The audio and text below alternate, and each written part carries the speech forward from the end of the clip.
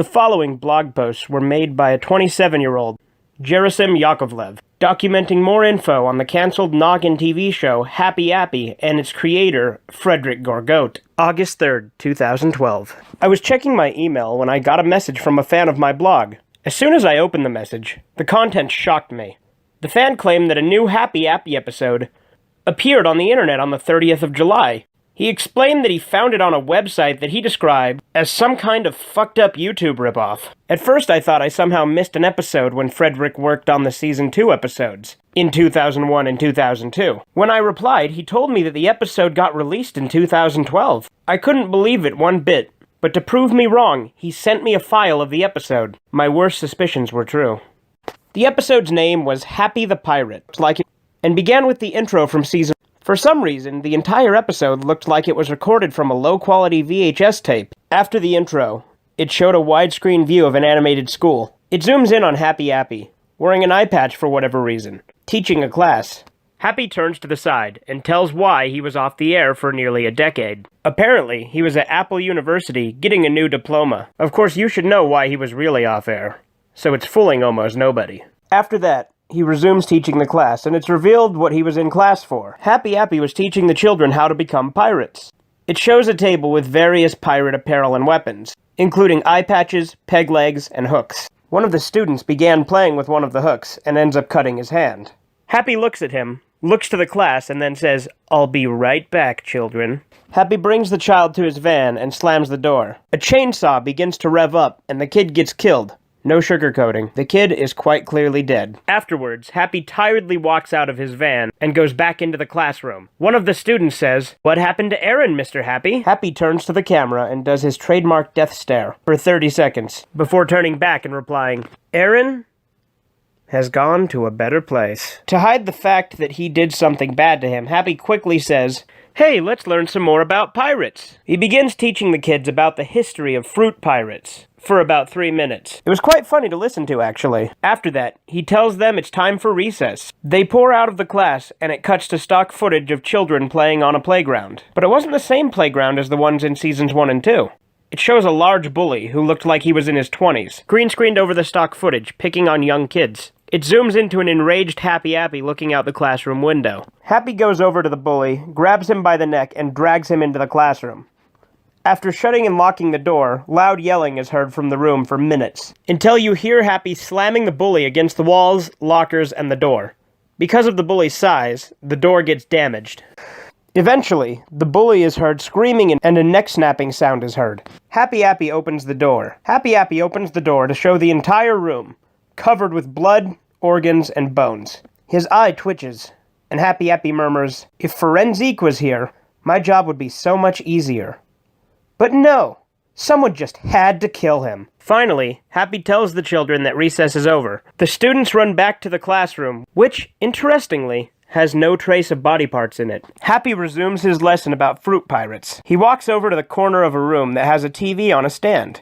He pushes the TV to the front of the class and puts in a VHS, which depicts how fruit pirates lived in ships. The cartoon lasts for about 8 minutes, and it ends with the pirate ship exploding for whatever reason. Appy wraps up his lesson by asking the children questions about the cartoon they just watched. To Appy's absolute surprise, the children answer all of the questions correctly. The strange thing about this part is that after a kid answers a question, Appy does his death smile for a few seconds before coldly saying, "Correct," and the name of the kid. After all of the questions were answered by the children, Appy was so proud of his students that he says he has a big surprise for them. He gets them to follow him outside the school. The screen then cuts to a full-scale model pirate ship, similar to the one in the cartoon. The children are in awe of it. Appy gives a short lecture about how hard they worked, and that they're now ready to become the true pirates. The kids dress up in pirate gear and board the ship. Appy climbs up a mountain, and he sits down in a chair holding a glass of lemonade, with the ship visible.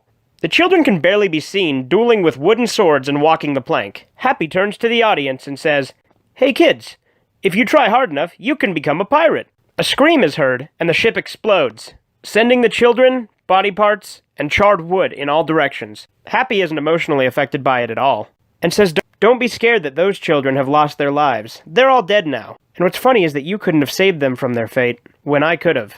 Appy gives his death smile for 3 minutes and the video gets more distorted. The credits roll, and guess what plays? Yep, They're coming to take me away, haha, of course. The weirdest thing with the credits, though, was that all the crew members' names were Forensique. I can understand why, though. The song was a different version than the one that they played on the original episodes. It sounded much less clean, as if the song was recorded in a basement, and not a recording studio. After the credits, an ad for Happy Appy's newest episode plays at the end, but the video cuts out before any clips get shown. I have a lot of questions about this video. First off, who made it? Was it one of the followers? Or did Frederick survive or fake his suicide? I won't know until the next episode premieres, which will be on the 6th. August 4th, 2012. I swear I saw Frederick walk into an old slaughterhouse today. He was wearing a ski mask like the one during Season 2, and he appeared to be talking on an old cell phone. He saw me, though, and dropped the phone on the ground. Luckily, I was driving, so I ran him over. Oddly enough, when I drove off, I saw several followers running out of the building. But do you want to know what's the worst thing I saw or heard today? I've been emailed by a fan of my blog who told me that a cartoon that was intended to play on Nick Jr. in some rural areas of Washington was replaced with, Happy the Pirate. Luckily, it was only in 3 or 4 towns, but this means that Frederick and his followers might have complete broadcasting control over those towns. He said Frederick could have hijacked the airwaves and could have replaced the original cartoon. How did he manage to do this without being caught? This is the first time since the 1987 Max Headroom hijacking that something this extreme was done. I'm concerned about this. August 5th, 2012. Just a few hours ago, I got an email from the same person saying that he obtained a copy of the original production reel of Happy Appy. Said the reel was the one that was shown to the Nickelodeon executives by Frederick and Keith Blue. It starts with an extended intro for Happy Appy, which had a sane Frederick singing the lyrics. Happy Appy, Appy App, Appy App, Appy App, Happy Appy, Appy App. He helps kids all day. He was born in Washington, in the Keith Apple Farm. He got a degree in caretaking from Apple University. Happy Appy likes to help. Yes, he does. Oh, yes, he does. Happy Appy wants to help every single child now. After the intro, it shows Happy's model, which was different from the version shown on Noggin. First off, his eyes were white, and he had no pupils. He also had legs and feet, but he didn't have a leaf on his stem. He began talking, but it was more in a normal voice than the deep voice Tristan Ye gave him. He gave a speech saying why Nickelodeon should pick up Happy Appy, and how it would be a success for Noggin. After the speech, he talked about some of the plot lines for the episode, especially Nate Needs Help, Hurt Happy, and Happy Goes to School. However, I saw that some of the plot lines in the reel weren't used in any of the season. One plot was one where Happy goes and solves a mystery involving a puzzle piece. After the various plot lines get mentioned, Happy Appy stops talking, and the video ends. August 5th, 2012, Post 2. Okay, so I got emailed again by the man showing me the true promo for the next episode, Happy's Parlor. It has clips of Happy buying an ice cream parlor, which is actually a bar, but has ice cream logos plastered all over it. Turns out that the parlor is a dedication to his best buddy, Frederick. There's not much else to say about the promo, but in the background, there's a Photoshop picture of Happy Appy sitting with Napoleon XIV. August 6th, 2012. I got a chance to meet with Jim again. He seemed to be freaked out about the fact that Frederick might be alive, and even more so that he has more followers. After he calmed down, I showed him Happy the Pirate. He pointed out several things about the episode I had no idea was there. For a few seconds, when Happy was doing his death smile after the explosion, the video distorts and cuts to a clip of a woman being hung by the legs over a well, with the followers surrounding her. I assume I missed this because I skipped over a minute of that scene. We drove over to the slaughterhouse, but when we went inside, there was only a note there. Well, did you miss me? I assume that you thought I was dead. Well, you were wrong, because I'd never kill myself.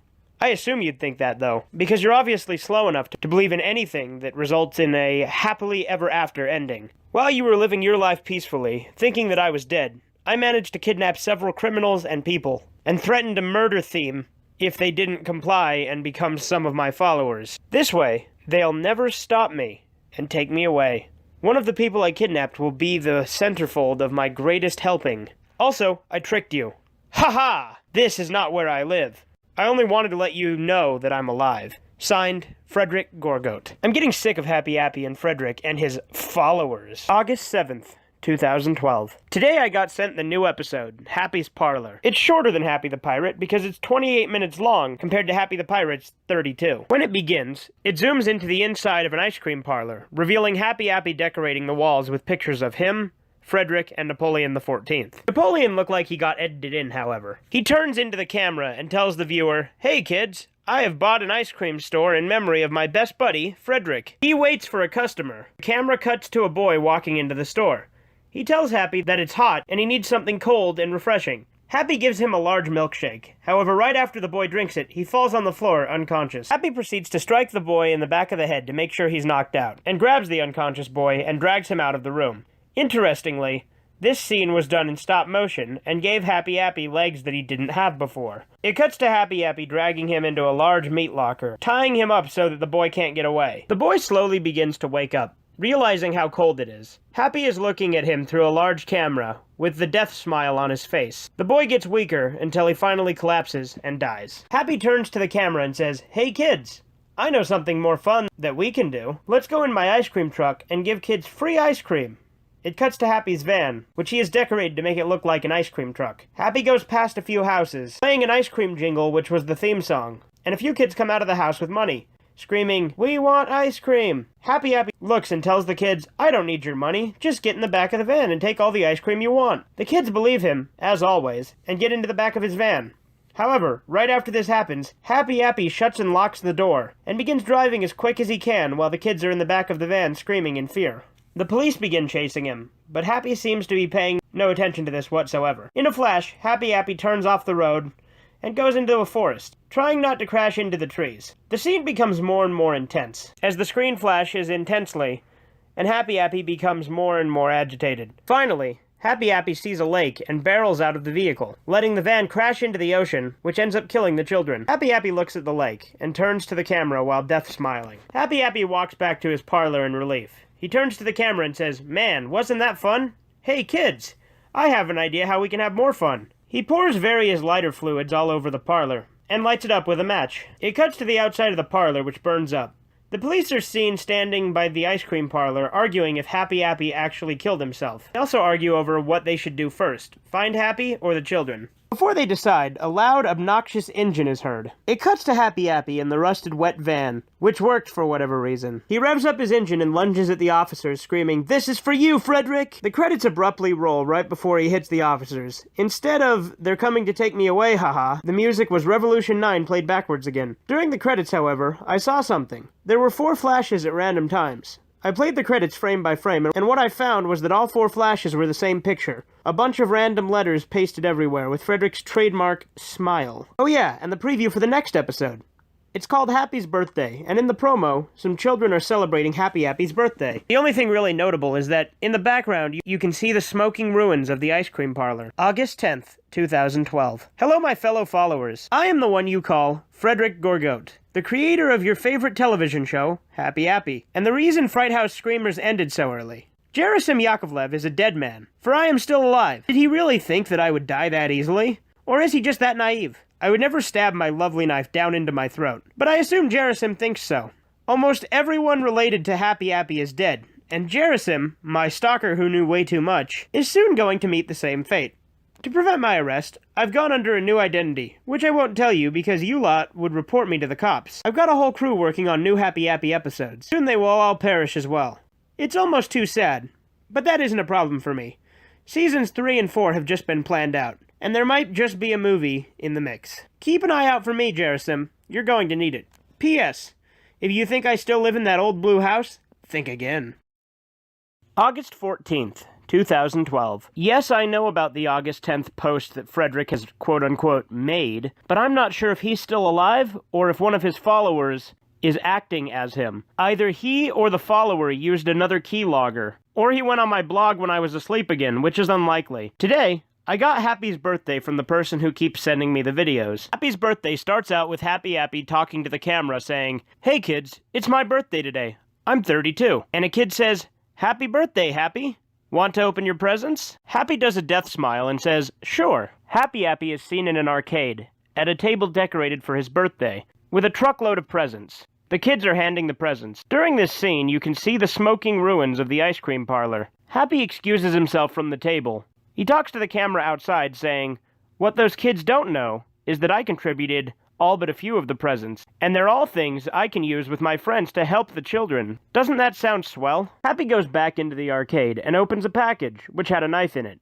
He sets it on the table, and a kid picks it up and swings it, knocking the cake off the table. Happy gets pissed off, so he says, "Hey kids, Billy and I are gonna go get another cake." Happy grabs Billy's hand and runs with him outside. Happy, Appy, and Billy run into the van, which was repaired for the most part. A few remnants of the ice cream truck can be seen, however. Happy gets a chainsaw and tries to mutilate Billy. Billy is heard screaming, and a guy who was drinking some soda goes over to the van. He opens the door, and Happy jams the chainsaw into the man's face, tearing it open. Happy drags the body of the guy in and kills Billy. A few minutes later, Happy goes back to his birthday party and opens the rest of his presents. Happy says, "Who wants cake and ice cream?"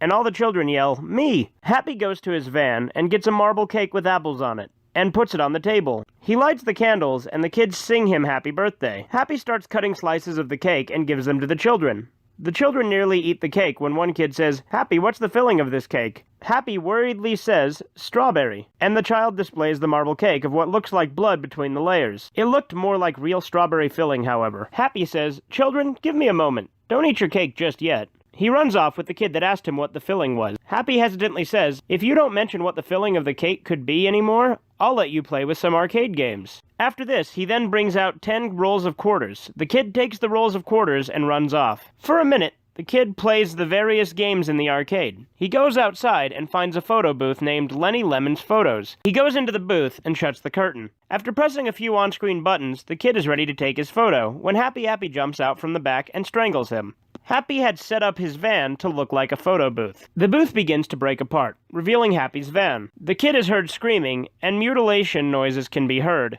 The door slides open to show Happy doing his death smile, with body parts and blood everywhere. Happy goes back into the party room and says, "Now you can eat the cake." The kids eat their cakes and start to throw up. Happy begins to smile as the kids keep puking until they fall unconscious. He drags all the children to his van and drove off. A long driving scene happens, with Happy nearly falling asleep at the wheel, and Happy parks his van in his house. He drags the kids into his basement, and for the rest of the episode until the credits, he does that damn smile. The credits had no music, just heavy breathing by someone in a mask. It showed the promo for the next episode, Danny Returns. All it shows is a monologue by an older Danny explaining what Happy did many years ago, off-screen. Happy says, "Hey Danny," and the promo ends abruptly. August 15th, 2012. Today I got a letter from the Otis Lens factory, once famous for producing high-quality furniture.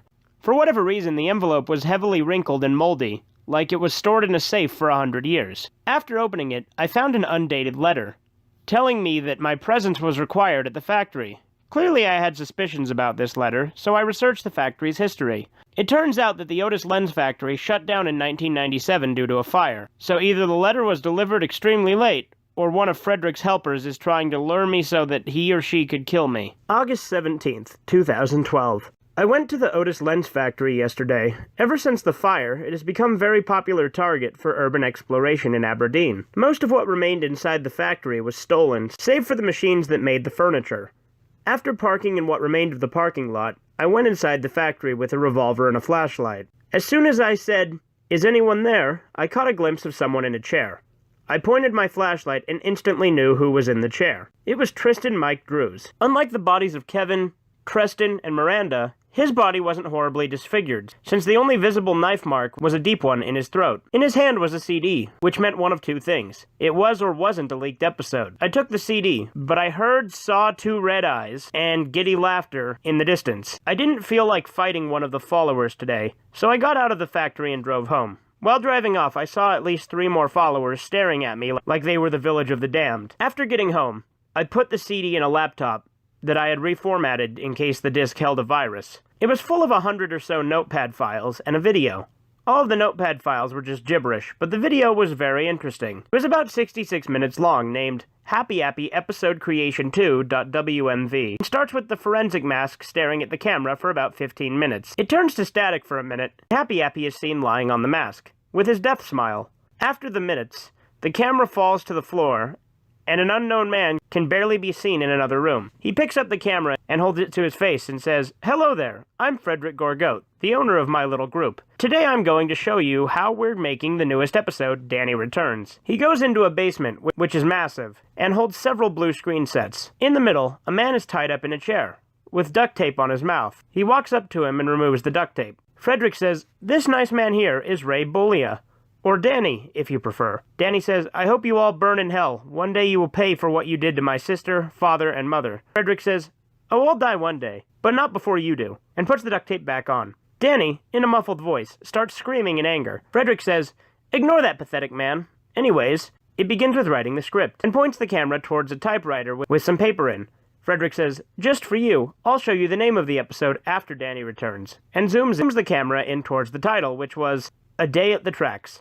Frederick says, "I'm not saying what the episode is about, but I will say that it will be the best episode yet until the one after that is made." He says, "After the script is done, I get the props necessary for the episode, and a table full of props is shown." He says, "I make the props myself, while a few of my followers get the parts. After I make the props needed, I get the cast, if you insist." At the back, some kids are heard screaming, and Frederick walks to the back, and a cage with some malnourished children comes into view. At the 30-minute mark, Frederick says, "These are the cast. Other than Happy, and whoever is playing forensic, after we get the kids, we start filming the episode. I'm on a scene with Danny and Happy. A follower unties Danny, and he tries to strangulate the follower. Frederick grabs his scimitar knife and stabs Danny in the shoulder. He screams, but tries to strangle the follower again. Frederick grabs the knife and begins twisting it to the left. Danny finally gives in, and Frederick drags him over to the blue screen set. Frederick readies the camera and says, "Action," and begins filming the scene.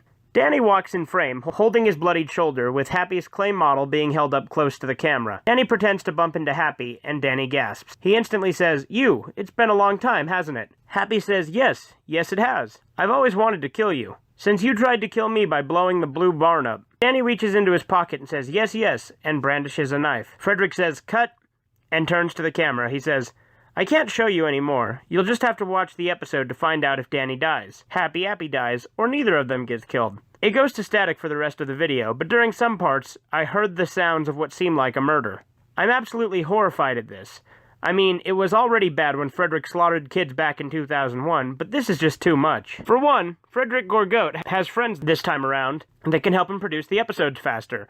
And second, he's treating the kids as well as Danny worse than before. I am definitely going to stop the followers by the end of the year. August 20th, 2012. So I looked at the hanging clip in Happy the Pirate and found out that the woman who was being hung was actually Jenny from Season 2. How do I know this? Because I found the full 10-minute video of her being murdered on a private live-leaked video. It's the same VHS quality as Happy the Pirate. The video was sickening because after she's knocked out and hung by her legs on a pole, Frederick makes a long speech about how insignificant death and women are, while all the followers listen. After the speech, her body gets set on fire, and she wakes up. She screams in agony for a few minutes until she finally dies. One of the followers puts out the fire on her body, and cuts her head off with Frederick's knife. Finally, they all cut her head open, and eat parts of her brain. This goes on for a couple of minutes, but it felt like an hour. The entire thing looks like a cult gathering, and everything about the video is just awful. I really need to stop this thing before it progresses to the point where my entire family is dead. Also, I heard that Newport was promoted to the rank of sergeant. Good for him. August 21st, 2012. Today I was emailed Danny Returns. Danny Returns starts out with a young adult man sitting on a bench in the playground. He turns to the camera and says, "Hello everyone, my name is Danny," which some viewers might recognize me as the brother of Miranda and the son of June in Season 2. I have returned to the old playground to kill Appy for what he has done to my life and my family.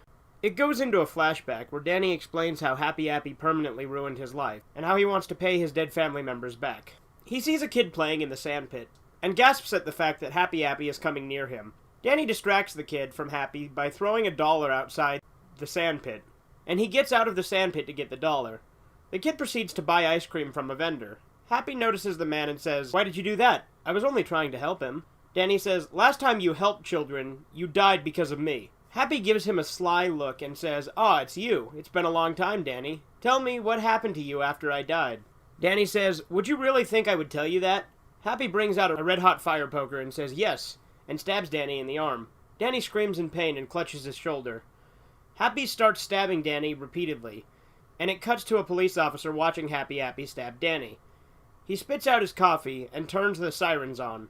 Happy looks to the side, says, "Damn," and cheerfully adds, "You're lucky you're still alive, Danny.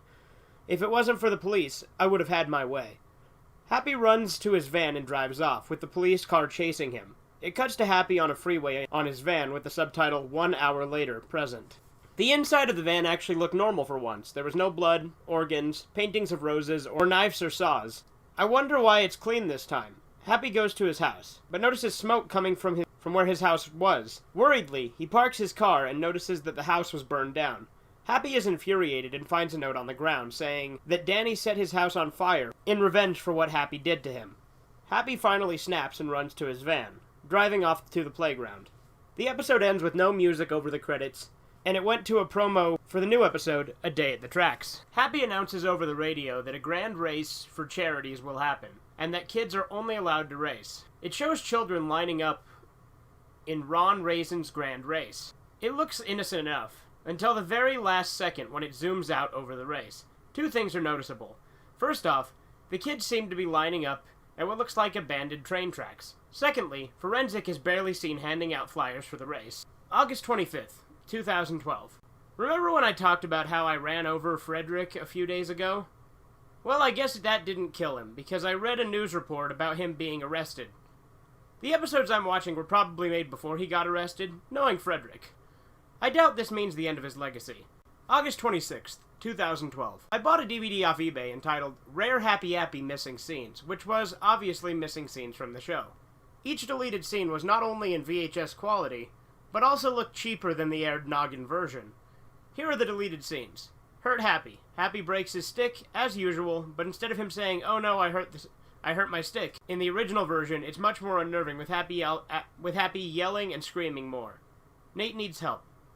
Happy uses the knife that Nate cut himself with to stab a bully in the head, who was picking on a group of 8-year-olds. The Towers.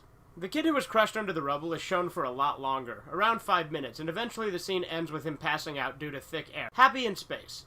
Happy returns to Earth and writes a book about his experiences on the shuttle and the ISS.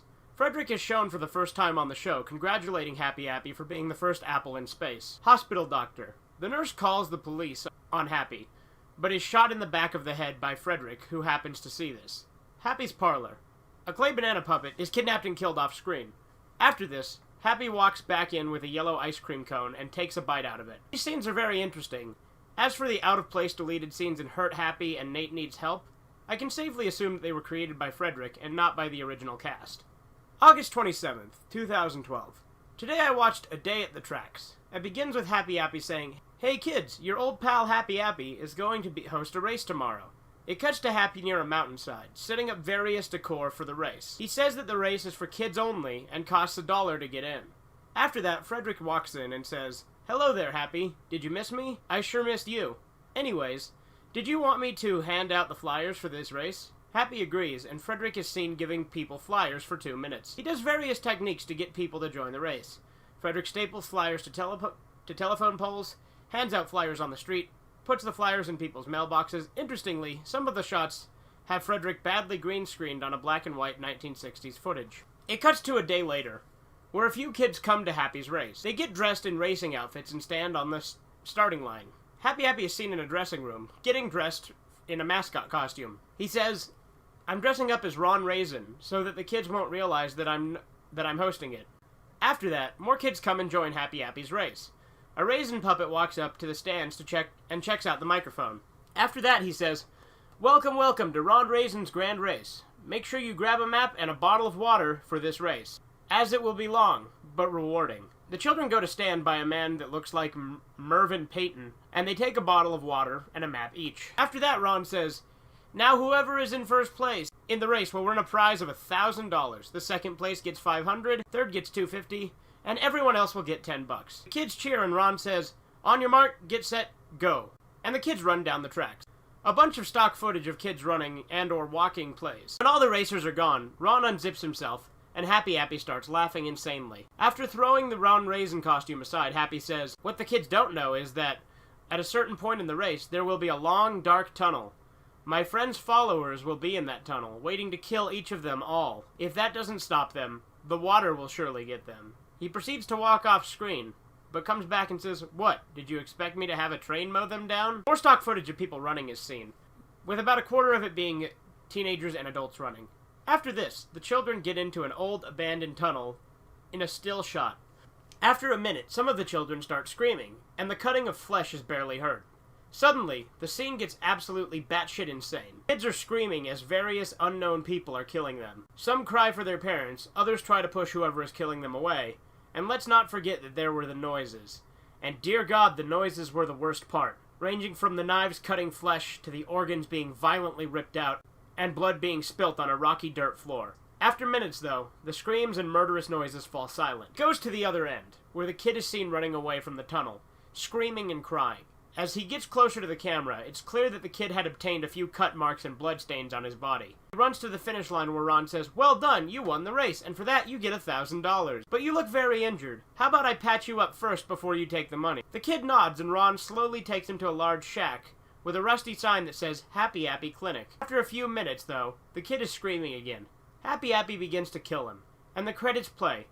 The song was an obnoxious snare, and nothing more. The promo for the next episode was weird, to say the least. It was called Happy Appy Makes a Movie, and began with Happy Appy saying, "Hey kids, I'm making a movie." Happy begins to make a treehouse, a follower slicing someone's throat. Happy begins playing the bongos, singing a song in German, and a zoom-in of a fake propaganda poster with Napoleon XIV is on it. August 28th, 2012. Apparently there was a deleted scene from A Day at the Tracks that could be the beginning of Happy Makes a Movie.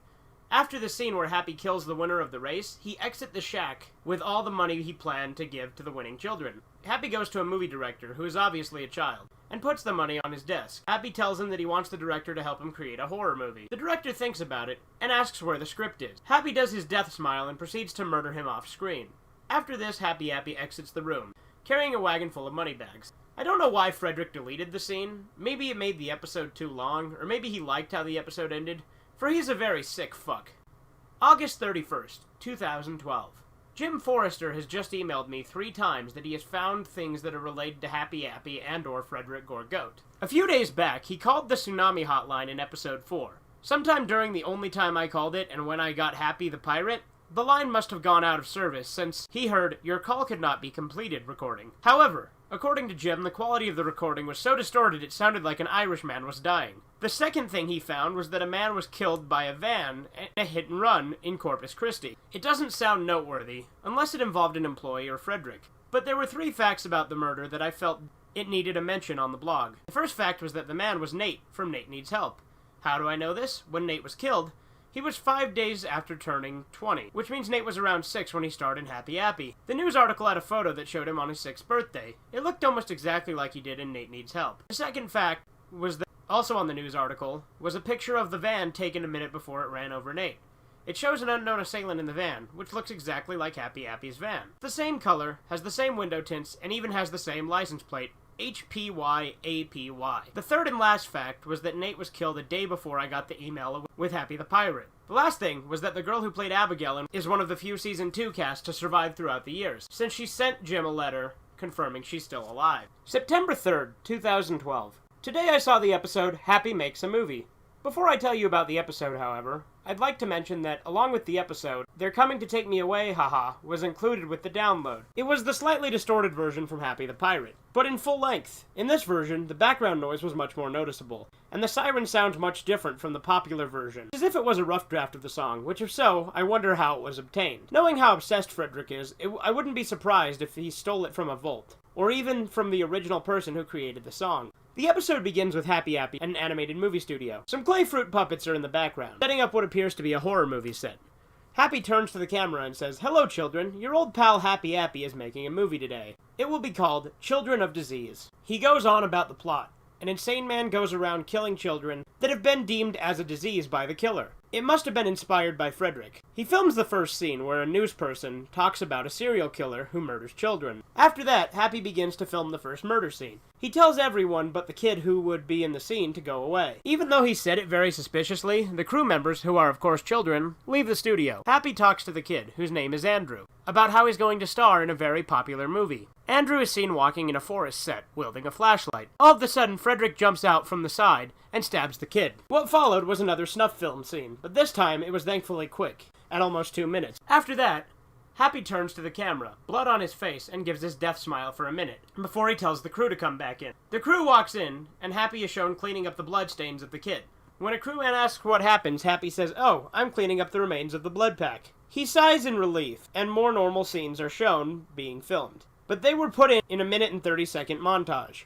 In one scene, Happy builds a treehouse and put in the Napoleon 14th poster. Eventually, it was time for the second murder scene. Happy told the crew to go away, and they did, but one of them hid and watched what happened. The following scenes were seen from the point of view of the crewman. Happy begins to film a scene, and Frederick is barely seen murdering a kid, which is more bearable than the first murder. After a minute, though, it zooms into Frederick, and you can see the murder in more detail. Plus, it's longer than the first one, at 4 minutes. After that, the crewman gasps, and Happy says, "I hear you." It cuts to the outside of the studio, where the crew members are discussing how Happy could be mentally unstable.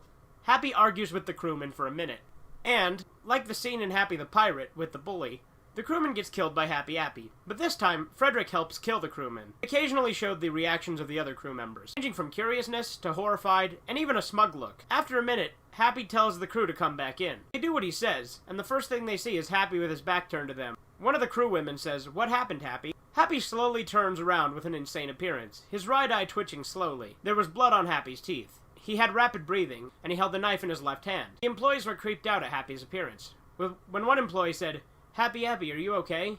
Happy said in a high-pitched stuttering voice, "I'm fine, my friends. Just come over here, and I'll show you a couple changes to the script I made." After that, multiple forensics lock the door to the studios, and it cuts to the outside of the studio, where the crew scream as the forensics murder them.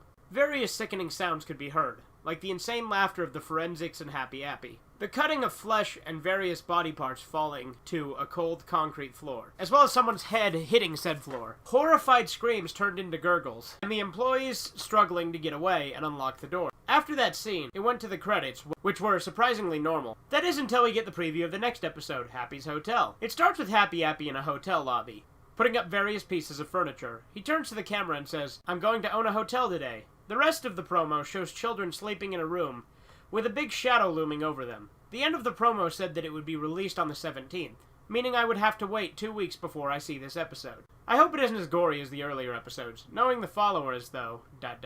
September 5th, 2012. I was right. Frederick broke out. The newspaper came today, and I read that several criminals had escaped, and citizens must stay inside until they have either been captured or killed. I'm not letting that bastard frighten me, so I'll go outside like I normally do. September 7th, 2012. I had another meet with the followers again. This time, however, it happened at my house. It started when I was watching some funny YouTube videos and talking to my brother over Skype, about 12 in the night. Vladimir was going to come over tomorrow, but he got really sick, so he had to delay the flight for a week. As soon as I stopped talking to him, I heard one of my kitchen windows being opened. I grabbed a flashlight and a gun, and walked to where I thought the noise came from. I reached the kitchen windows, and saw that the center one was open for whatever reason. I grabbed the bottom pane and shut it. And as I was doing this, I saw a member of the followers standing in the dining room. I grabbed the light and shined it at the follower's face. I saw that he was wearing the forensic mask, and not the odd baby one. I jumped back a bit, and yelled, "Who the hell are you?"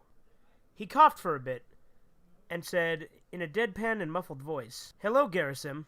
I'm Tord Heelbach Quirk, old-time follower of Frederick Gorgote. You can call me Tord for short." I said, "Why are you here?" He chuckled, coughed some more, and replied, "I'm here to warn you about your fate if you keep researching Happy. I sighed and asked, "Let me guess, you're going to kill me if I delve deeper into the show. I've played this game a few times before, and I was winning all of them." Tord coughed some more, before glaring at me. He uttered, "Well done. You're right for once in your life, Garrison. But it's not exactly going to be like that. You see, if you keep researching for the show, we're going to slice you up." I laughed at what he had said. He flew into a rage and screamed, "Do you think this is a joke, you Russian piece of shit?" I decided to respect him and stop laughing at his threat, telling himself to calm down. Tord calmly replied, "Ah, okay. I apologize for that outburst. You see, we're going to grab you by the hair one day and knock you out, like Happy did to the boy in Happy's parlor. We'll drag you back to where we're hiding, which I will not tell you, and we'll torture you in the most natural way possible. Slowly, that is." He chuckled, which turned into a boisterous madman cackle. After a lot of laughing, Tord calmed down and said, "We'll chop your hands off and feed them to our dogs. Your feet will be no more, as we cut them off with a jigsaw. Your nose and eyes will be burnt with a blowtorch. We'll rip out your hair and teeth violently, causing you to bleed from your scalp and gums. After you die, which you probably will after this stage, because you're very weak, we're going to dispose of your body with the good old hung, drawn, and quartered method. After that, we'll pin your body parts to the most visited buildings of Aberdeen. At this point, I was frightened and disturbed at the same time. Tord continued to keep talking. After that, we'll mail you some of your body parts to your family. Oh, and your brother? Once he comes over and visits your grave, we'll do the same for him, but probably worse. He did this laughing routine once more, before being thrown into a coughing fit. Once he calmed down, he finally said, "Now listen to my deal. Do not research Happy Appy anymore, and we will forget you like you never found the show in the first place. Got that? Well, do you?" I sighed again and shot him in the chest. He fell over, screaming and laughing in pain. I walked up to him and said, "No, I won't stop researching Happy Appy. And when your brothers, quote-unquote, do shit like this, I want to research your show more, Tord. So you listen to my deal. You guys are going to stop trying to kill me. You got that?" He chuckled, coughed up some blood, and said, "That's one shitty deal when Frederick hears about this. He'll spend less time filming episodes, and more time sending us after you, as well as killing children. You've made a very bad mistake, and you're going to regret it. I promise it." After that, I grabbed my phone and called the police. The entire time, Tord was mocking me, forcing me to tell him to shut up, or else he'd be shot again. The police finally came and took Tord away, so I spoke to Sergeant Newport for about 10 or 12 minutes about the followers. I'm working with him to stop them once and for all. There's only one problem. We don't know where they are. So until Tord coughs up some evidence, it's a mystery to us. At the very least, I have some strong physical evidence to show Newport that Frederick and his followers do in fact exist. September 10th, 2012.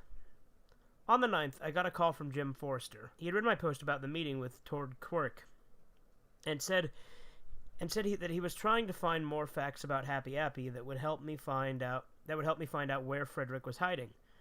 He continued that I should go back to the Otis Lens Factory and the John Wilkinson summer camp to see if there were any pieces of evidence that would lead me to where Frederick is.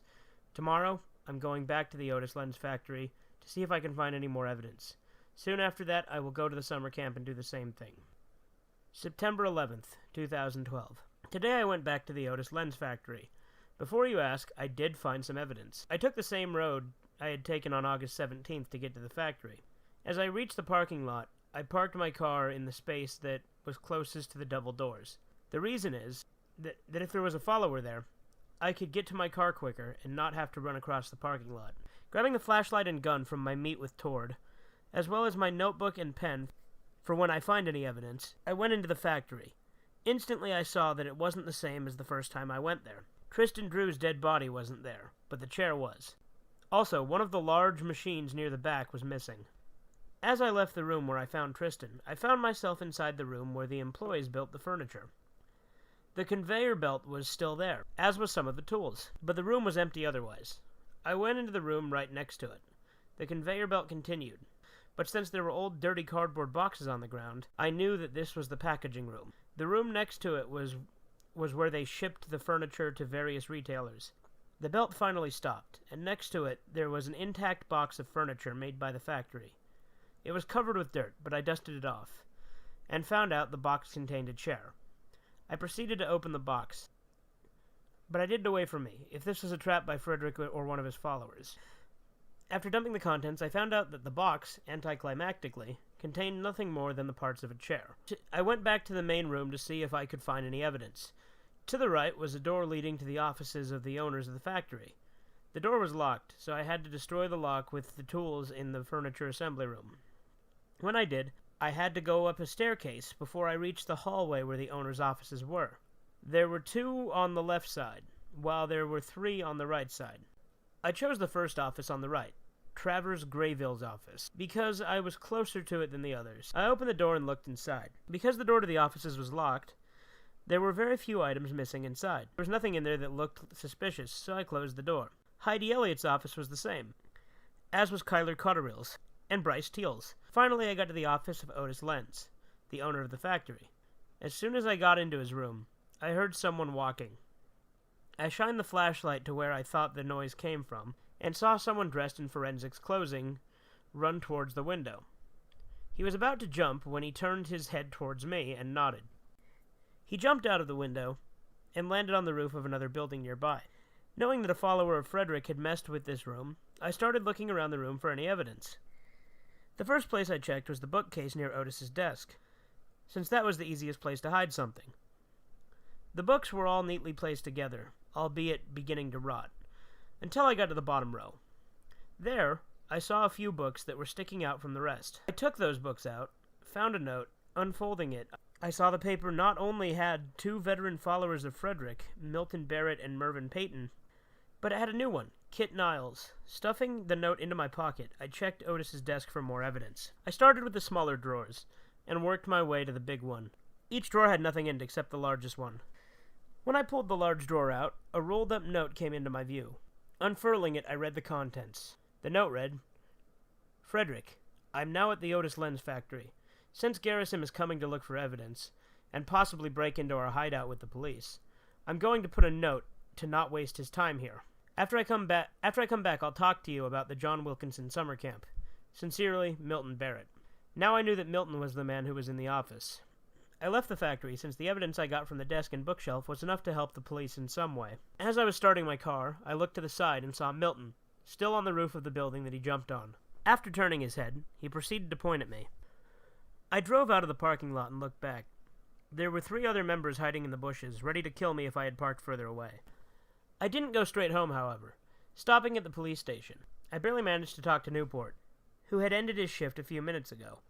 After talking to him for a while, I showed and explained the letter and note, which freaked him out. Quickly, Newport said that he and another officer, Ford Faulkner, would go over to the factory tomorrow to find any more evidence. I guess I'll wait until they dig up more evidence. Also, I guess Tord died in jail of his gunshot wound. September 14th, 2012.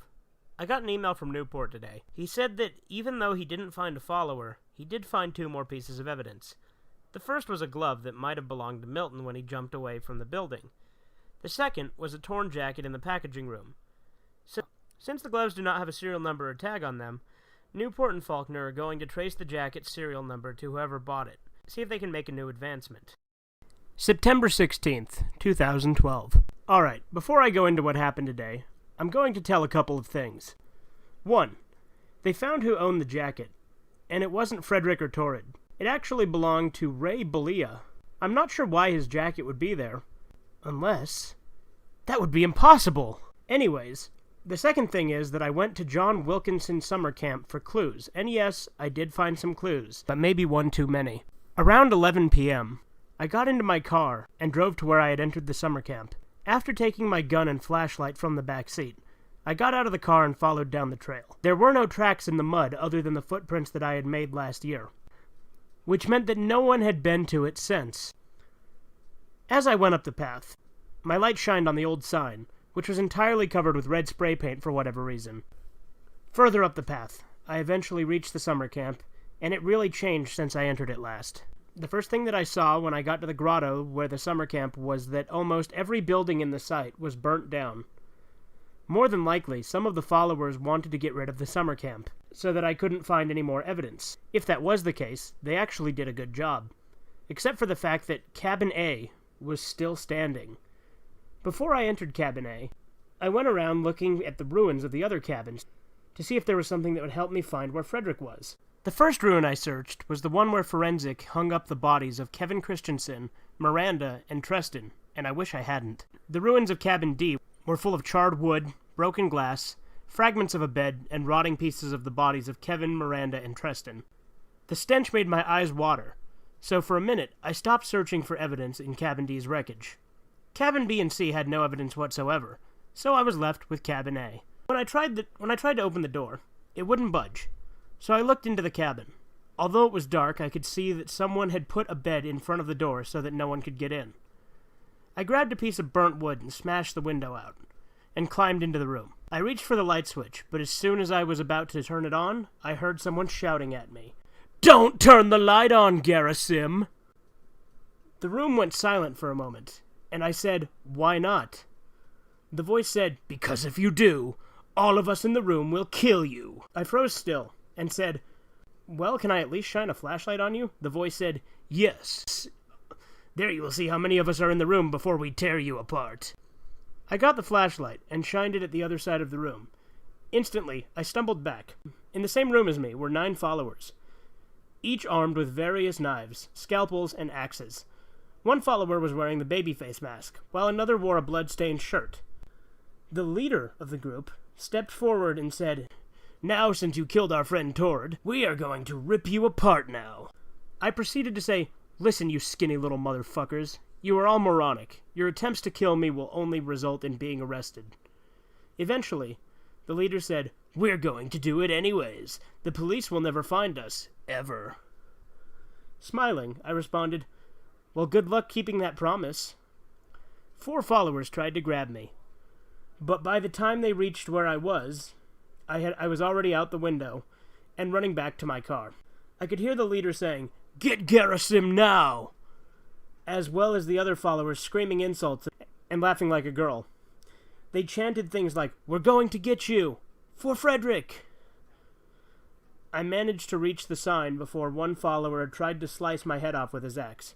I shot the follower in the chest, and he fell to the ground, laughing. Eventually, I reached the car and drove off. The followers chased my car for a while, until I got on the main road. I looked back and saw the followers skulking back into the woods. I parked my car in the garage and called the police. After a few minutes, the police came over. I told Newport and Faulkner about the followers in the summer camp and the injured follower on the dirt path. They replied they would arrest the injured follower, investigate the remains of Cabernet for evidence, demolish the remains of the summer camp, and use their hounds to track down some of the followers. After leaving, I went to my house and told you about this near-death experience. September 17th, 2012. The episode didn't come out today, if you're wondering. However, I do have some information on the followers. First off, the man who I shot turned out to be Lee Jacobson, a newer member of the followers. Secondly, although they lost the scent of the followers, the police did find a few pieces of evidence in Cabin A. They found a drop knife, a note which I will post, and strangely enough, a copy of Season 2 of Happy Appy. Faulkner gave me the note and the disc a couple of hours ago. Knowing the followers, I got out the laptop I used for the second Happy Appy creation video and put the disc in. The contents on the disc were, unsurprisingly, videos of Happy Appy episodes. When I tried to click on one, the computer froze, and I had to force a shutdown. When the computer booted, I learned that the disc had a virus on it that permanently damaged the hard drive. After replacing the hard drive and reinstalling Windows 7, I read the note. To Gerasim, you should know that we are watching you when you sleep, buy groceries, research our show, and go to places related to us. One day, when you least expect it, one of our followers will emerge from the shadows and knock you out. He or she will go and take you away to our hideout. That I shall not mention because we like seeing you try to find where we are. After that, we'll torture you. Oh yes. We'll rip your eyes, teeth, tongue, and hair out. Cut off your fingers, toes, and hands. And rip your guts out. After we feast on your flesh, we'll send pieces of your body to the police, your family in perm, and the remaining members of that inferior show. To top it off, whenever someone opens a letter containing your body part, they will take a dosage of anthrax to the face, meaning that more people will die thanks to us. If you want to know how to stop this fate, stop researching Happy Appy if you know what's good for you, Gerasim. But we might just torture and kill you even if you stop researching. My group is like a hydra. Kill one member and 2 more shall join in his place. It's impossible to stop the followers forever. So in short, stop researching Happy Appy. Sincerely, Frederick Gorgoat. Even if he keeps sending me shit like this, there is no way in hell he's truly going to frighten me. September 18th, 2012. Today I was finally emailed Happy's hotel by the man. It began with Happy Appy at his ruined house saying, "Hello kids, today your old pal Happy Appy is going to buy a hotel today." Happy drives a van to a rundown hotel for sale. Happy gets on the phone with the real estate manager and buys the hotel for a mere $5,000.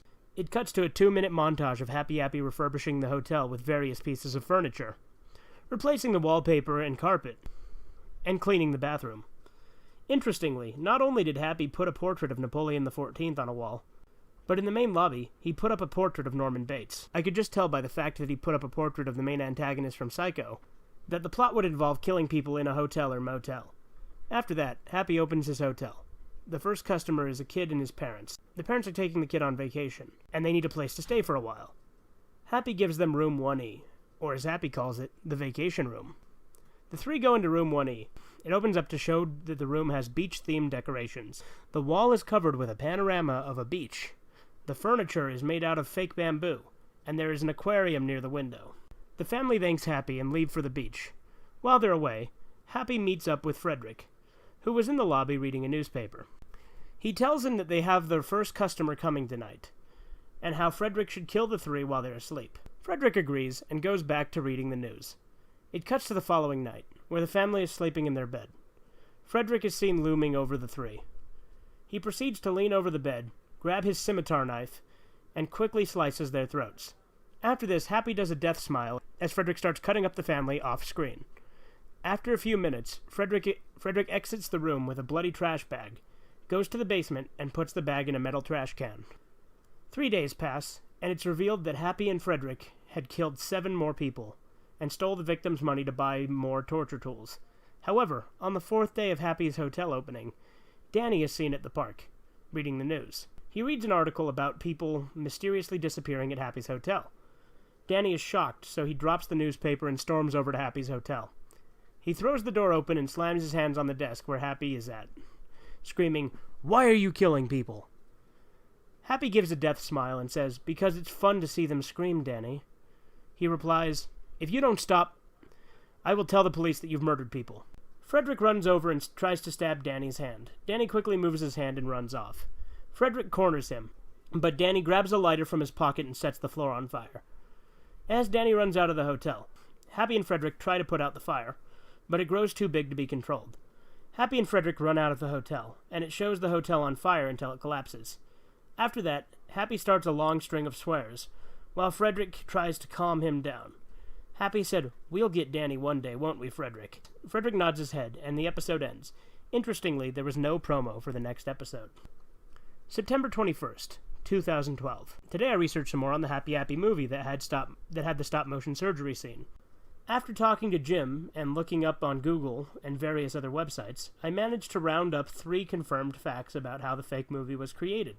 The movie first appeared on black markets a few weeks after Frederick aired The Towers. Part 2 was separated from Part 1, and first appeared a week later. Some members of the crew who helped work on the movie would go on to be in The Followers, like Willie Batts, Lee Jacobson, and Dudley Franklin. The stop-motion surgery took up most of the time and budget that the crew worked on the movie, which is why the other scenes look like they had a lower budget than the rest of the episodes. I know it's not a new episode or a meet with a follower, but it's at least something to hold you over until I get the next episode. September 22nd, 2012. Okay, look, I'll just say this now. Do not send me strange emails pretending to be Frederick or any of his followers. This is the 3rd time someone has done this, and it's getting pretty tiring. Considering how much stress I'm under, this isn't helping me. To quote from an email sent today, "I am Frederick Gorgoat, haha. I'm coming to take you away, haha. And I will skin you and eat your skin and flesh and feed the rest to my evil followers." If you're going to troll me, at least make new email addresses before doing it. I'm probably going to be restricting access to only a few people, though, because based on what I've read, people think I'm a fucking maniac. September 24th, 2012. Today I was sent Happy and the Demolition Derby by That Man. Unlike the other episodes, which rehashed the intro from Season 1, the intro for this episode was different. The production reel theme was played on a piano, while reused footage from Season 2 started playing.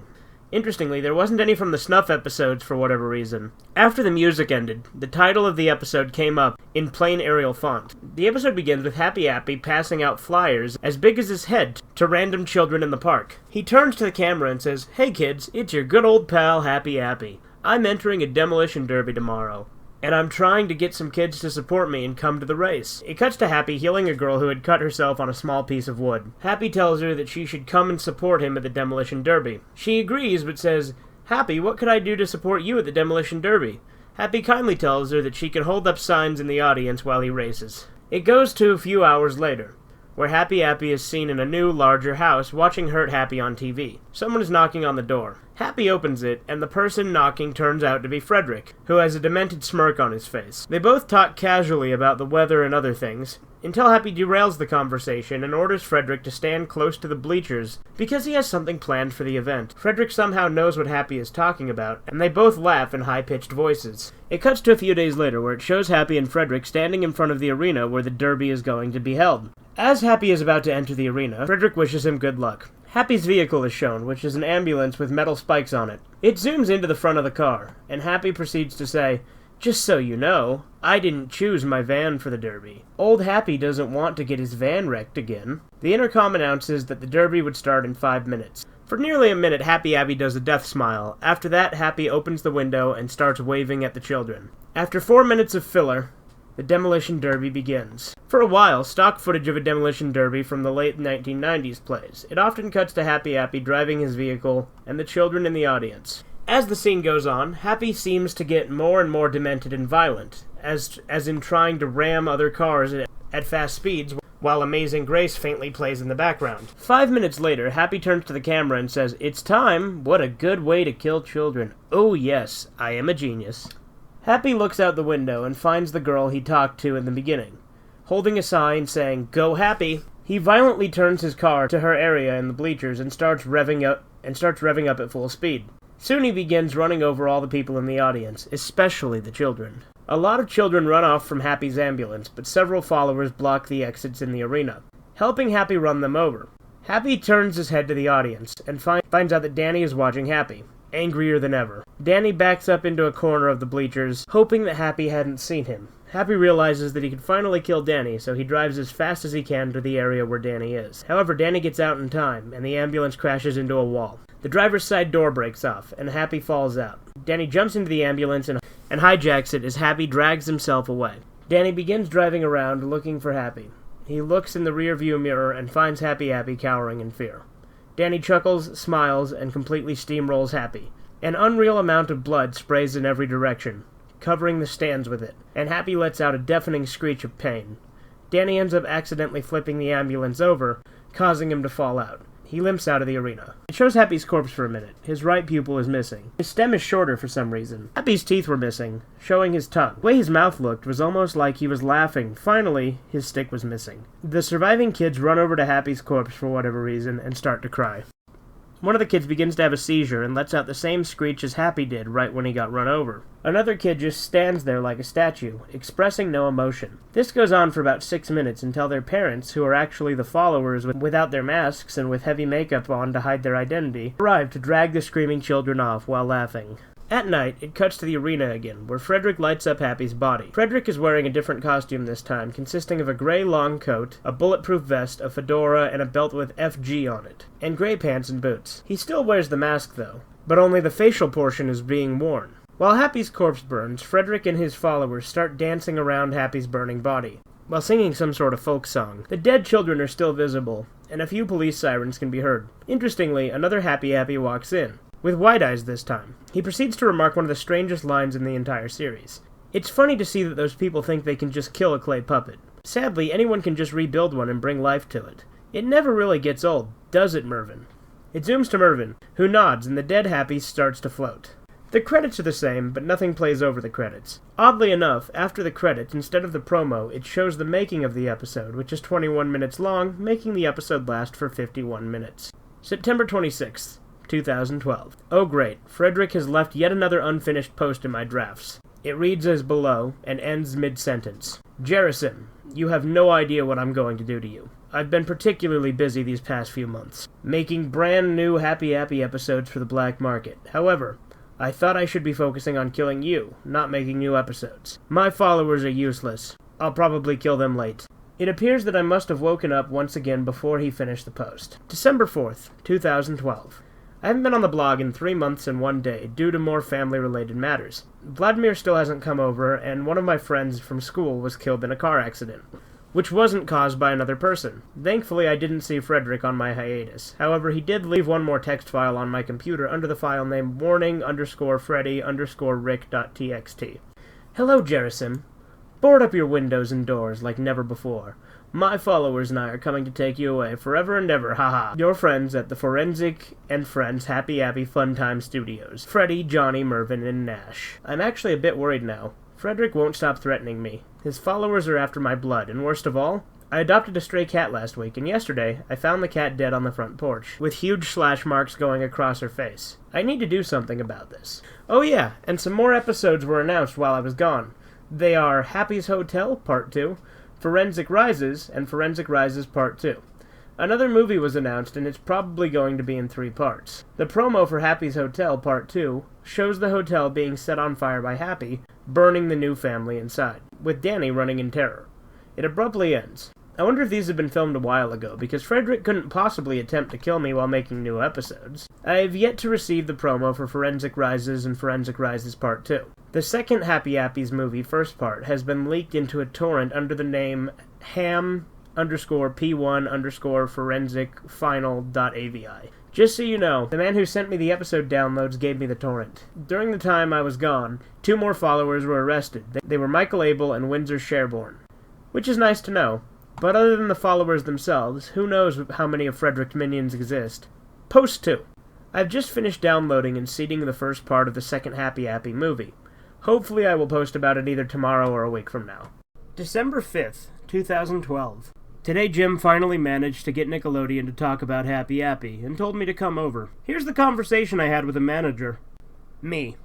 Hello? Manager. Hello. You're Gerasim Yakovlev, right? Me. Yes. Manager. Well, I just wanted to say that your blog is quite frankly one of the most interesting things I've ever read. Me. Oh, thanks. I have a couple of questions to ask you about the show. Manager. Of course. I'll try to answer them. Me. First, why was Attack of the Killer Apples declined? Manager. The show wasn't exactly funny. The budget would have been too large, and the fact that we would have to pay copyrights to make a parody title of Attack of the Killer Tomatoes made us decline it. Me. Alright. Where exactly did they film the playground? Manager. Well, they either filmed it in one of 2 places. A set inside the studio, or at an actual playground that the set was designed to look like. Me. Why did you air that Happy episode even though the show was banned? Manager. We didn't air the classroom episode at all. It has to be that Frederick man or one of his followers. Me. Alright, that explains a lot. Goodbye. December 6th, 2012. Today I finally got around to watching Happy's Hotel Part 2. The intro was the same as Happy at the Demolition Derby. There were various clips of the later seasons playing over a piano rendition of the theme song. However, there were some notable differences. First off, the clips, which were originally all Season 2, had some Season 3 mixed in as well. Also, the clips in question were from the snuff scenes, with a subtitle at the beginning saying, "Suggestion from a Russian fan." That was very funny, Frederick. After the music ends, the video clip, which was the murder of Jenny, explodes into a million pieces, and the title comes up in Comic Sans. It begins with Happy Appy watching a news report on the burning of Happy's hotel. He laughs at the report, but just as he's about to turn the TV off, someone knocks on his door again.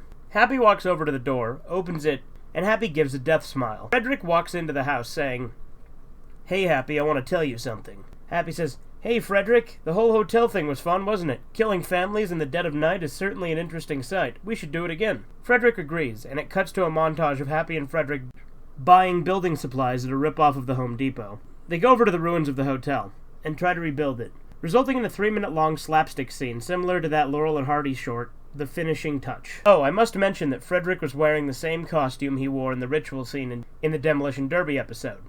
I guess it's his new costume. Eventually, the hotel is finished and looks like the one in the original Happy's Hotel, but larger with a different paint job. After opening the hotel, Frederick goes up to the counter and waits for a customer. A kid and his friends come in and ask for the room with the biggest bed. Frederick gives them the key to room 2A, and the kids run up to the room.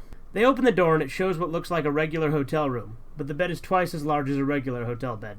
The kids jump on it, make a tent out of the sheets, and play video games. Finally, it cuts to a few hours later where the kids are asleep in bed. Frederick and Happy argue over who is going to kill the kids, until they reach an agreement. Happy will kidnap them and murder the kids in his van, while Frederick cleans up the room. Happy walks up to the room and sneaks behind the 3 kids. He dabs a cloth with chloroform and puts it over their mouths. Eventually, the kids pass out, and Happy drags them to his van. After an unusually long murder scene, which was 8 minutes long, Happy comes out of his van and does a death smile, before coming back into the hotel. It cuts to Frederick with a plastic bag full of body parts in it. He dumps them into the same metal trash can, which was overflowing with body parts. 3 weeks pass, and Happy and Frederick have murdered around 7 families. As Frederick grabs some coffee, a police officer comes in saying, "Hello, I want to inspect this hotel." Frederick puts his coffee on the counter saying, "Sure thing." The officer begins to inspect various rooms, which are all clean. After a few minutes, he comes out saying, "Alright, this hotel is clean. I needed to know this because of the various disappearances on this lot." Frederick clearly lies. "Don't worry, officer. No one has disappeared in my hotel, so you don't have to worry about it." The officer obviously falls for his lies and says, "Okay, that's good."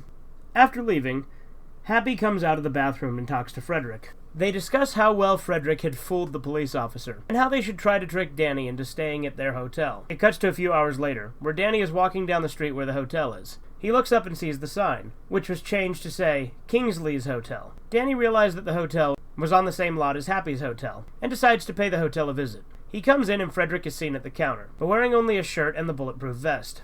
Also, his hair is orange for whatever reason. Frederick says, "Hello, welcome to Kingsley's Hotel. Would you like a room?" Danny says, "Of course." And Frederick leads him to room 1B. Danny decides to pretend he's sleeping on the bed, knowing that Happy would try to kill him. In the hallway, Frederick and Happy talk about burning down the hotel again, if only to kill Danny once and for all. Happy sneaks into room 1A, where another family happens to be staying. He proceeds to get a lighter and throw it on the bed. Instantly, the bed catches fire, and it cuts to Danny, who had fallen asleep by accident.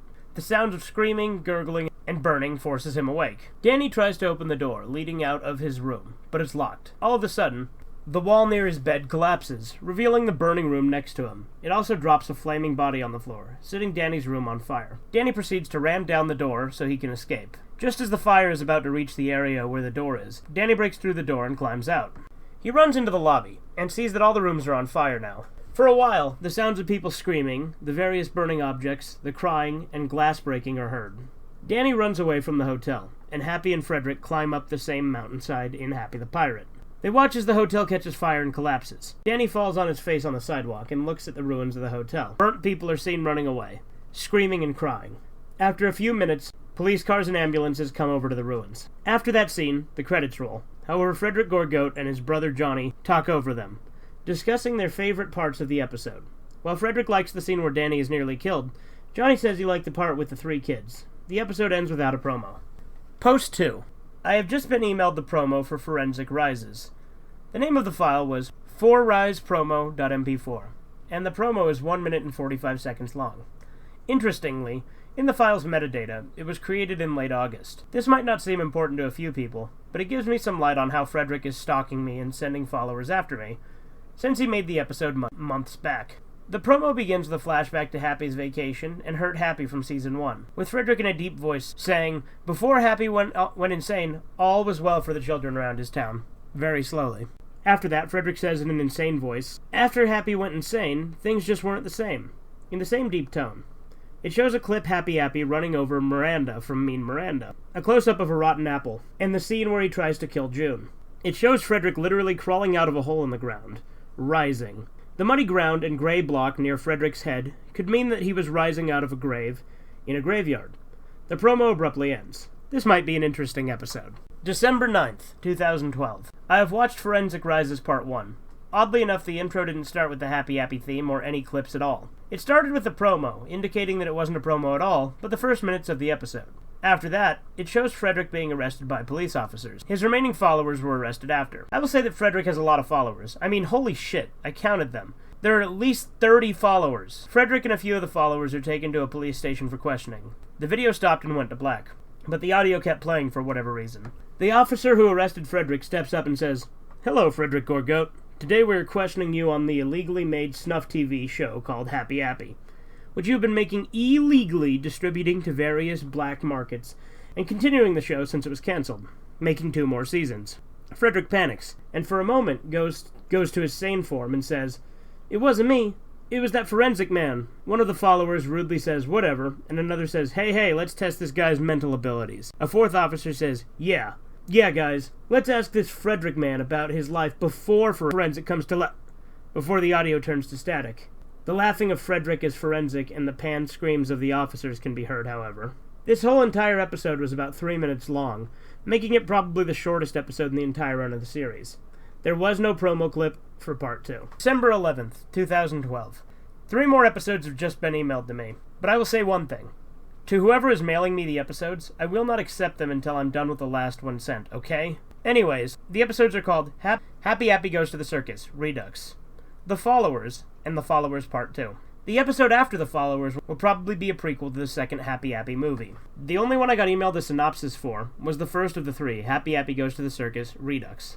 It was, Happy returns to the Banana Brothers Circus, only to find them bankrupt, poor, and with no acts. It appears to be a sequel to Happy Goes to the Circus from Season 1.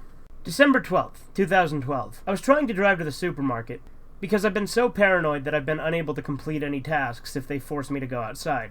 When I opened the car door, the interior was covered with blood. I looked below the seat and found the rotting remains of another stray cat. Below the cat was a note that said this: I named him Fred Nash. It was overly disturbing, but I can't go into full detail about it. I've got the next full episode of Happy Appy, Forensic Rises Part 2. The episode was a lot longer. While the first part was almost 3 minutes long, the second part was 55 minutes, making it the longest episode without a non-promo bonus feature. The episode began with an odd intro. There are no clips playing, only black. Frederick singing the theme song faintly can be heard. It fades into the title, Forensic Rises Part 2. The title explodes, letting us see the subtitle, They All Die. It fades into Frederick, who was dressed up as Michael Myers with a Freddy Krueger glove for no clear reason, sitting on Happy Appy's couch. A distressed Happy walks into frame and says, Kids, I'm depressed today. Frederick looks at Happy, who blandly says, I cannot seem to kill that menace named Danny. Perhaps there will be a day when I can give up on killing people forever. Frederick tries to assure Happy that the next time, Danny would die painfully, and they would be able to murder children for the rest of their lives. Happy replies, Frederick, you're amazing. And you're right, killing kids is too, fun to give up. Plus, there was always a certain Russian guy I wanted to kill. Very funny. Frederick puts on a hockey mask, grabs a hacksaw, and runs outside. He calls out for Danny, but no voice sounding like Danny's responds to Frederick. It cuts to Danny driving down badly green-screened footage of Times Square. This goes on for a long time, possibly beating the driving scenes from Happy's birthday. Danny's tires are suddenly blown out by Frederick, and he crashes into a ditch. Danny's forehead is cut open, while he yells that his legs and arms are broken. Frederick laughs and runs over there to kill Danny once and for all. But by the time he gets there, he realizes that Danny was faking his arm and leg injuries. What later occurs is a minute-long fight scene between Frederick and Danny. It ends with Danny being accidentally knocked out by the van's door. Happy is still at home, sitting on the couch watching TV. Frederick walks in, carrying the knocked-out Danny. Happy Appy is excited, believing that Danny is actually dead. However, Frederick says, Happy? He's just knocked out. He's not dead. Happy goes ballistic and attacks Frederick for not killing Danny. After a while of fighting, Frederick agrees with letting Happy painfully murder Danny. It cuts to Danny tied to a chair, while Happy and Frederick watch TV. Danny wakes up and asks where he is. Happy replies, You're at our house, Danny. We wanted you to feel every single ounce of pain. So we waited until you woke up. Frederick gets out lighter fluid to pour on Danny, until Happy interrupts him and tells him that he wants to pour the fluid on Danny. Somehow, Danny realizes that he can untie himself. While Happy and Frederick are arguing about the lighter fluid, Danny slowly slips out of the chair and hides behind one of the walls, listening to them. Happy finds out that Danny is gone and begins letting out a long string of curses at Frederick, who looks on in shock. Happy attacks him again, but this time with the intention to kill him. In self-defense, Frederick reaches for a scalpel and stabs Happy in the eye with it, blinding him in one eye. Frederick pulls out the scalpel, allowing Happy to fall unconscious due to his blood loss. In a fit of rage, Frederick throws the lighter fluid all over the house, lights a match, and ignites the entire house. Frederick runs out of the house and locks the door so that Happy can't get out. He stands in the front yard, watching as the entire place crumbles to the ground. He remarks that nobody can stand in his way, now that Happy Appy is dead. It cuts behind Frederick, where the same soulless Happy Appy from Demolition Derby episode is standing. Frederick begins to freak out, realizing that he has no torture tools to use. The soulless Happy Appy death smiles, and the scene fades to black. Finally, after a minute, it fades back in. The soulless Happy Appy, who is completely red, doing the same smile, while his eyes begin to glow white. It slowly fades into Frederick, who is absolutely torn apart. The last scene before the credits was the charred remains of Happy Appy and Danny in the destroyed house. The credits play over the image of the soulless Happy, with what sounds like a cover of They're Coming to Take Me Away, haha, by Frederick and his followers. This episode was weird and fucked up. I wonder if these events will come into play in the second movie. Until it gets released, I pray that I'm not murdered in my sleep by Frederick. December 14th, 2012. I watched Happy Appy Goes to the Circus Redux today. It starts out with the soulless Happy Appy standing over the remains of Happy and Danny.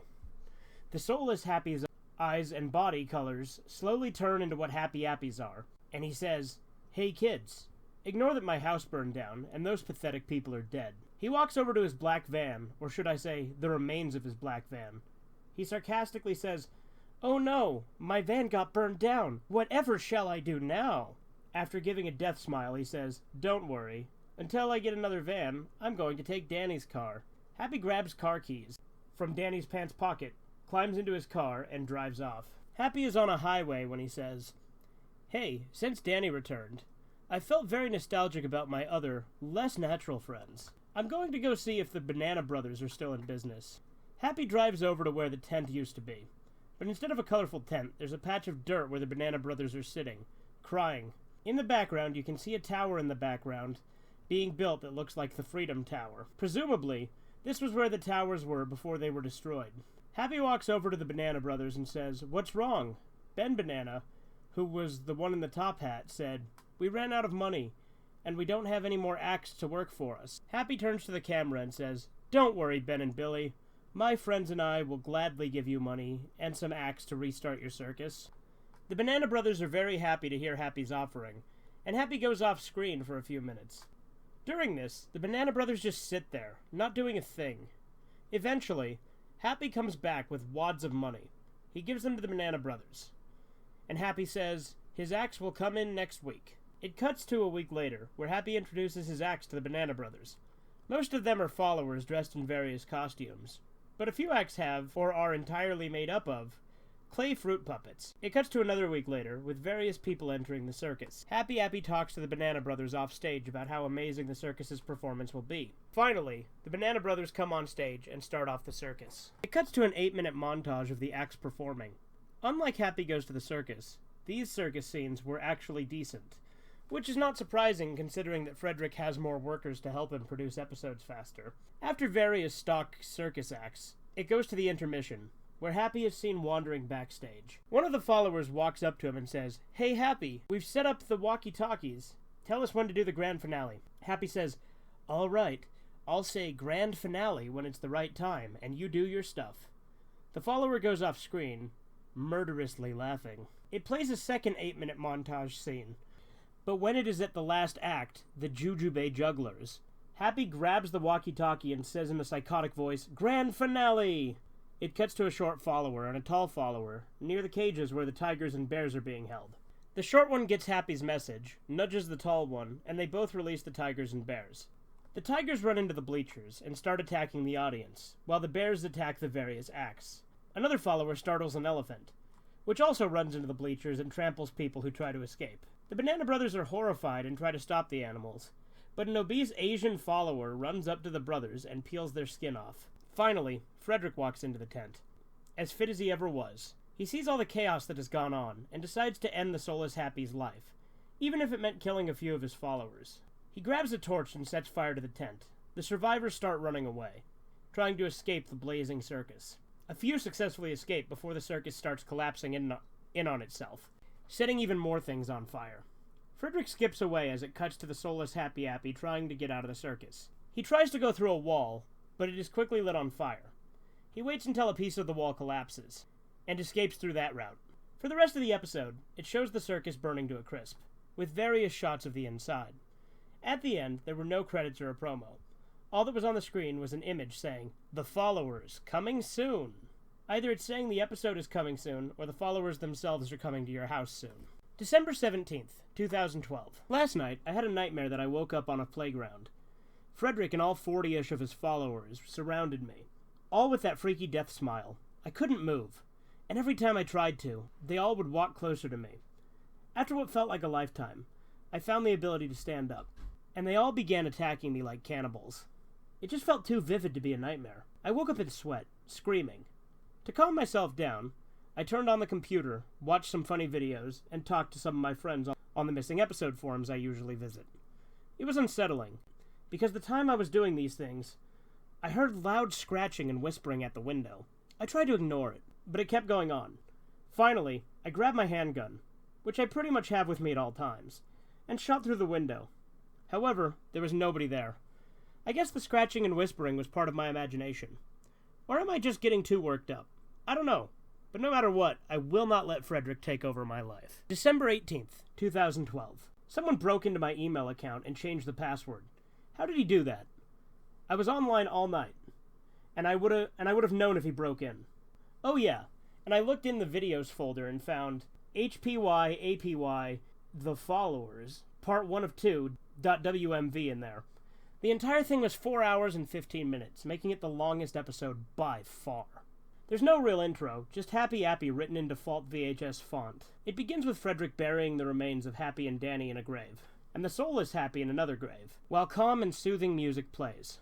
After burying them, he drives Danny's car off a cliff, to avoid any evidence being found by the police. He swims back to dry land and catches his breath. He turns to a camera and says, "Hello, I'm Forensic, or Frederick Gorgoat." After a long partnership with Happy Appy, we've decided that all good things must come to an end. I killed him, after he viciously attacked me, along with Danny, who we've been going after for a decade. Now that they're both dead, I can focus on just being a killer, and no longer playing second fiddle to that clay apple. I would like you to meet my followers now. The camera distorts, and cuts to a long dirty hallway, with some specks of blood on the wall. Frederick turns to a large room with a bunch of chairs. Frederick tells the camera that the chairs are for the followers, and they should be coming any minute. Right as he says that, loud footsteps are heard, and all the followers, who there are about 50 of, walk into the room and sit down. One of the followers asks, "Why was there a camera in the room?" Frederick tells them to ignore it. He puts the camera down and holds up a photo of me to the crowd of followers. Frederick begins yelling at his own followers about why they haven't been able to capture me. They cower in fear of him, and he tells them that if they don't capture and kill me, they will all be murdered. They all nod their heads, still afraid of him. And running out of the building, he goes with them, telling them to hide behind some of the buildings, because he knew that they were close to where I work at, and they would get me while I was driving there. When it shows outside, I immediately recognize that they were in the slaughterhouse. Frederick pulls out his cell phone, talking to his followers through it. It's like a walkie-talkie. After nearly an hour of just filler of him talking to the followers, he yells that he sees me, and they can jump out now. I quickly saw that this was from August 4th, because the same events play out. He drops the phone, runs at my car, and I run him over. The camera falls on the ground and distorts. The followers stand around Frederick, while one of them grabs the camera and films him lying on the ground, with blood pouring out of his legs. He yells at them for not jumping out when he told to, and forces them to drive off and follow me to work. About 6 followers, including the cameraman, get into a rusty truck. The followers sit in front, while the rest stay hidden in back.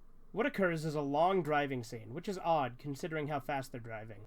They somehow catch up with my car, without me even noticing it's being driven by 2 followers. They follow me until I get to my job at the police station, when they park the truck in a large ditch. For a while, it's them quietly looking in on random people in the building, hoping to find me there. Somehow, they do not, despite the fact that I have a huge window in my office. One of the women notices the followers stalking near the building and calls the police on her phone. They quickly run off to the truck and drive off, faster than the speed limit allows. They accidentally go so fast they wreck into someone else. All the followers in the back fly out, and most of them die, including the man they crashed into. The camera is wrecked and displays lots of static, but not to the point that you can't tell the police arriving at the wreck and arresting the 2 surviving followers. The camera is picked up by an officer, who turns it off. It cuts to Frederick, who is recording himself by a low-quality cell phone, laid on a table, being alerted about the wreck by a report on TV about it. The sane Frederick resurfaces, takes off his mask, and says, "Oh my god, what have I done?" And the episode fades to black with no credits. It fades into, "To be continued, in The Followers, Part 2." And the episode ends. December 19th, 2012. The promo of The Followers Part 2 was sent to my new email. My old one is now Frederick's, I guess. Also, the torrent for the second movie turned out to be a fake. It begins with Frederick narrating over the footage of Happy Appy Goes to the Circus Redux, in a dark tone, and fades to black. It flashes to Happy Appy's hand rising from his grave, Frederick being struck by lightning, Danny's body being set on fire. Happy fighting Frederick, the followers eating human body parts at a large table, Happy and Frederick stabbing someone clean through the face, a picture of me being lit on fire, and the soulless Happy Appy being crushed against a wall. After that, it shows Happy Appy and Frederick jumping out of a burning building. It freeze frames, and the title, The Followers, Part 2, pops up in the Friday the 13th font, and it ends. All I can say is that I'm going to visit my brother for a few days, because I rarely get to see him. And I know Frederick and his followers can't get me there. I promise I will be back by the 1st of January to talk about the movie. December 25th, 2012. Yes, Gerasim is finally gone. It is only I, Frederick Gorgoat. Here's a tip, Gerasim. Do not leave a slip of paper with your passwords on it. I mean, you're making it too easy for me. Anyways, I hope you enjoy your vacation in Russia or wherever you're going, as much as I'll enjoy slicing through your chest with a buzzsaw. When you come back, I hope you'll enjoy the Happy Appy 2 movie. I spent months editing it, and it's so natural. Oh yeah, I forgot to mention something. I've kidnapped more people and forced them to become a follower. There will be nowhere left to go, Garrison. If you leave town, we will follow you. If you fly away, I will get a new identity, fly to you, and get some foreign followers to take you away. Also, I've decided to stop wearing that pathetic disguise. I'll just update my look so that I'll look like another everyday natural human being. Good luck, Garrison. I'll be waiting. January 2nd, 2013. Oh, great. Frederick has been on my blog again. I must say I'm not surprised. In fact, nothing surprises me anymore. It all just feels natural. Anyways, as I promised, I watched the second part of The Followers. It begins where the first part of The Followers left off, with Frederick's sane side coming back, and him looking at the news in disbelief. However, what isn't shown on the news broadcast is one of the followers admitting who he's working for, and where Frederick is located. It cuts to a live police raid, where a news reporter is standing in front of the slaughterhouse reporting on it. Frederick looks outside, and notices the police cars and news station vans. He quickly runs into the darkness and puts his mask back on, hoping to not be found. The police break in and begin hunting for him, while shouting insults at him at the same time. Forensic begins to come back out, and Frederick tries to fight him off, while staying hidden at the same time. Eventually, he gives out, and Forensic rises and takes out his knife, walking with a demented smirk on his face. He begins to attempt to murder the several police officers, but gets hit with tear gas, knocking him out. The news report is shown recording the police carrying Frederick's body into the squad car. Several children are seen being released from the slaughterhouse, reuniting with their parents. It cuts to live footage of one of the news reports, announcing several details, such as Frederick being the director of a rare Nickelodeon show, and him being responsible for many, many deaths over the past 5 years. For some reason, Danny is seen giving a smug smile while Frederick is being driven away by the officers. While many of the kids' parents talk to different cameras. A bunch of tapes, which I assume are the third season of Happy Appy, besides Forensic Rises, are being carried out. The scene fades out after what feels like the most satisfying scene in the entire history of Happy Appy. However, like some people say, all good things must come to an end. This is where the real footage ends, and the fake movie footage begins. It abruptly cuts to a sane Frederick, wearing a stereotypical police uniform, on an electric chair. He isn't wearing the costume he normally wears, and has a grim look on his face. He begs the officers to let him go, because it was his split personality that did all the murders. The two officers in the room exchange confused glances, and before they can say anything, Forensic comes back, and insults the two officers. They quickly fry Forensic, with clearly fake blood flying out of his eyes and mouth. The scene goes on for a droning 2 minutes, with the same footage being repeated over and over until Frederick finally dies. The title of the episode quickly flies in front of the image of Frederick's fried corpse. After this scene, a follower who wasn't arrested or killed gets very pissed off, and proceeds to murder a stunt double acting as Danny. A car is seen riding up a hill, with Frederick's dead body in the back of it. The two police officers dig a hole, and throw his dead body in it, not even bothering to bury him. They look at his body with angry looks, and drive off. A storm begins, with lightning, rain, and hail going in every direction. In what is actually a pretty good special effect, lightning strikes Frederick, and for a few seconds, nothing happens. Frederick literally rises from the hole, which must be where they got the footage for the Forensic Rises promo, and lets out a disturbing cackle. He runs down the road, but not before grabbing a stick. A day later, Frederick is shown sharpening the stick into a spear in a forest, which looks like the same one from the early episodes of Happy Appy. He does not have a mask, and has a prison jumpsuit instead of his costume. Frederick hears a twig snap in the woods, which came from a group of hunters. He quickly lunges at them with the spear, stabbing each of them. After stealing their clothing and weapons, Frederick travels to the spot he buried Happy Appy. He digs up Happy's dead body, which is literally a rotten apple, just zoomed in on. Frederick takes out an old book, repeats a few verses, and the body begins glowing. However, the glowing stops, and a pissed-off Frederick reburies Happy. Happy's arm breaks through the dirt like a zombie, and climbs out of the grave. Once he dusts the dirt off him, he remembers what Forensic did to him in the second Circus episode, and refuses to talk to him. Frederick says that since Danny is dead, they can both live in peace, and murder people like they used to. Appy quickly has a change of heart, and tells Frederick that a new park opened up, so they can kill some kids there. Once they leave, it zooms to the grave of the soulless Happy, who sticks his arm out of the grave. It cuts to a montage of Happy and Forensic stalking and murdering children, in one of the most sickening snuff scenes in the entire series, if not the worst. Ugh.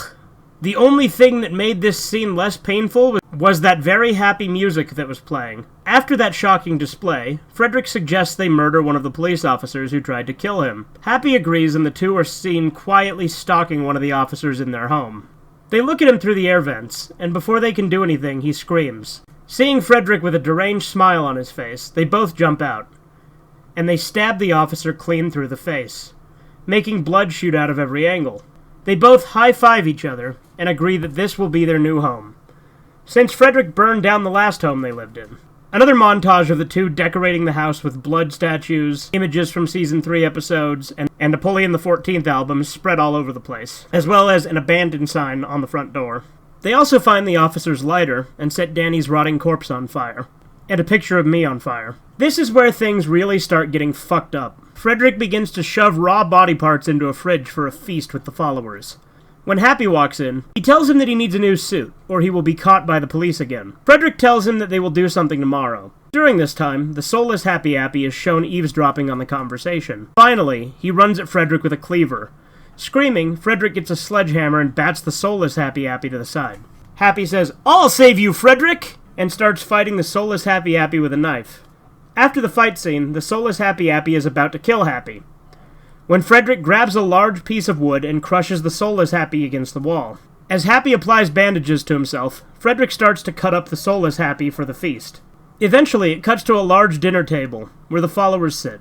The entirety of the table is covered with cooked human meat, as they begin eating it for 10 minutes, while Frederick tells them what their next plans are. Finally, it cuts to a day later, where a kindergarten class is having recess. In the bushes, Frederick and Happy Appy are lurking around with sickening smiles. I could already see where this was going. My assumptions were right, as they bolt out of the bushes with knives and begin stabbing every kid on the playground. Already 2 snuff scenes in less than 30 minutes. The second one was more sickening when compared to the other. Some of that stuff was traumatizing, and I certainly hope those were just really good special effects. One of the teachers runs out and begins trying to save them. Happy pulls out a shotgun and shoots the teacher in the head.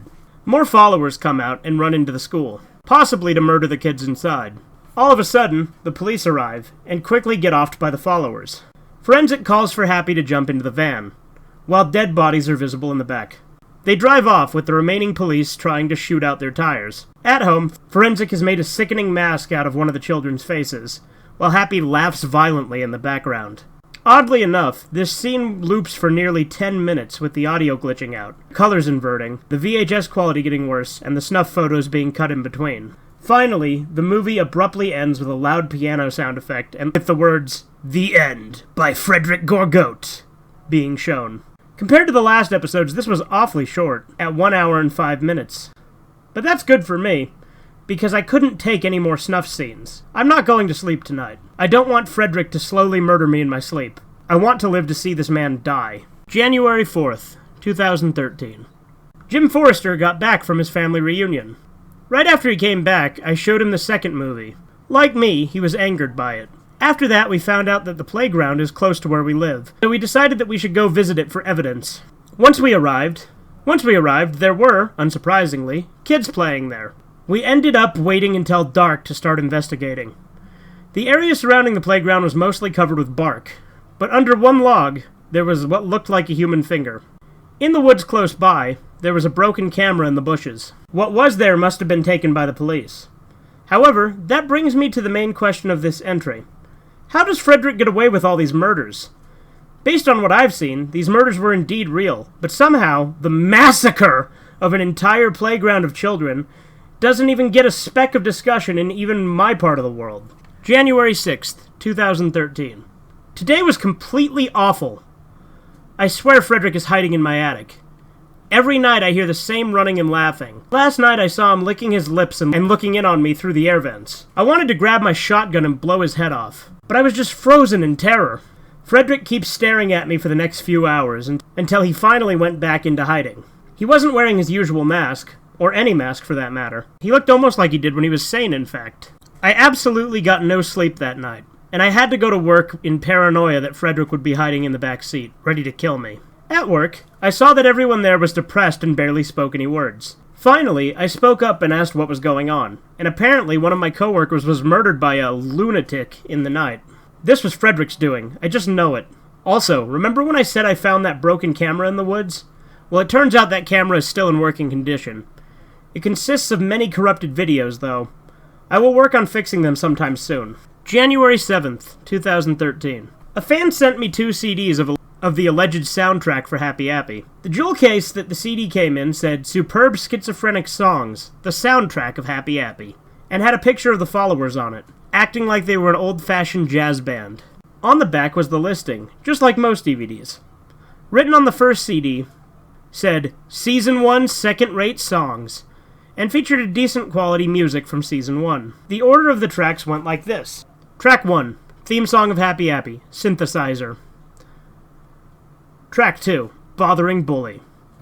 Track 3, Tinderbox, one of 2 borrowed songs from John Trushdie's Hidalgo. Track 4, Circus Calliope, the circus music heard in Happy Appy Goes to the Circus.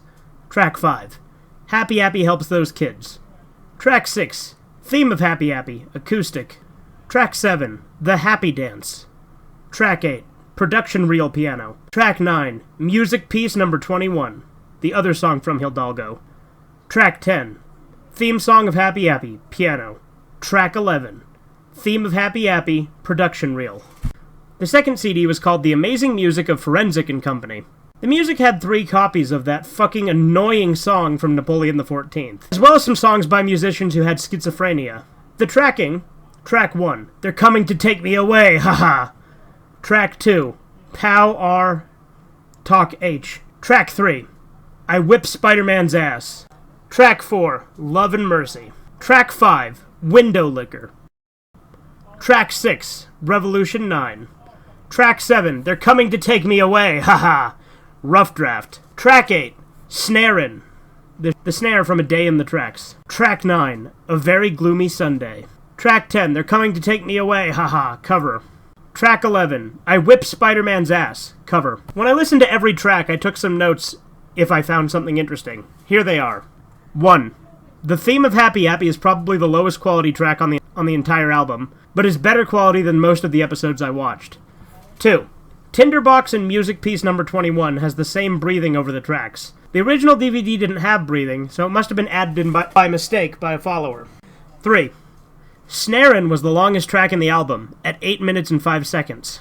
It fades out 4 times during the song. During the song, various sound effects were thrown in. They include pink noise, DTMF tones, and a weird click track. 4. The cover of I Whip Spider-Man's Ass was sung by Frederick, and had every instance of Spider-Man replaced with my name. What the hell is up with the followers? January 12th, 2013. Sorry for not uploading as often, but, some things have happened recently. The real Frederick, or at least many of his followers, may have died sometime during the week. I was present during the robbery of a local convenience store, but instead of just one guy stealing money, it was a guy and his friends who held us hostage. None of them had masks, and I recognized a few of the followers. Personally, one of them I immediately recognized was the person who was responsible for a drive-by shooting in my area. When the police arrived, I was knocked out unconscious by Frederick. They attempted to shoot and kill several of the people. I'm not sure if they succeeded or not. When I woke up, I was in a hospital bed.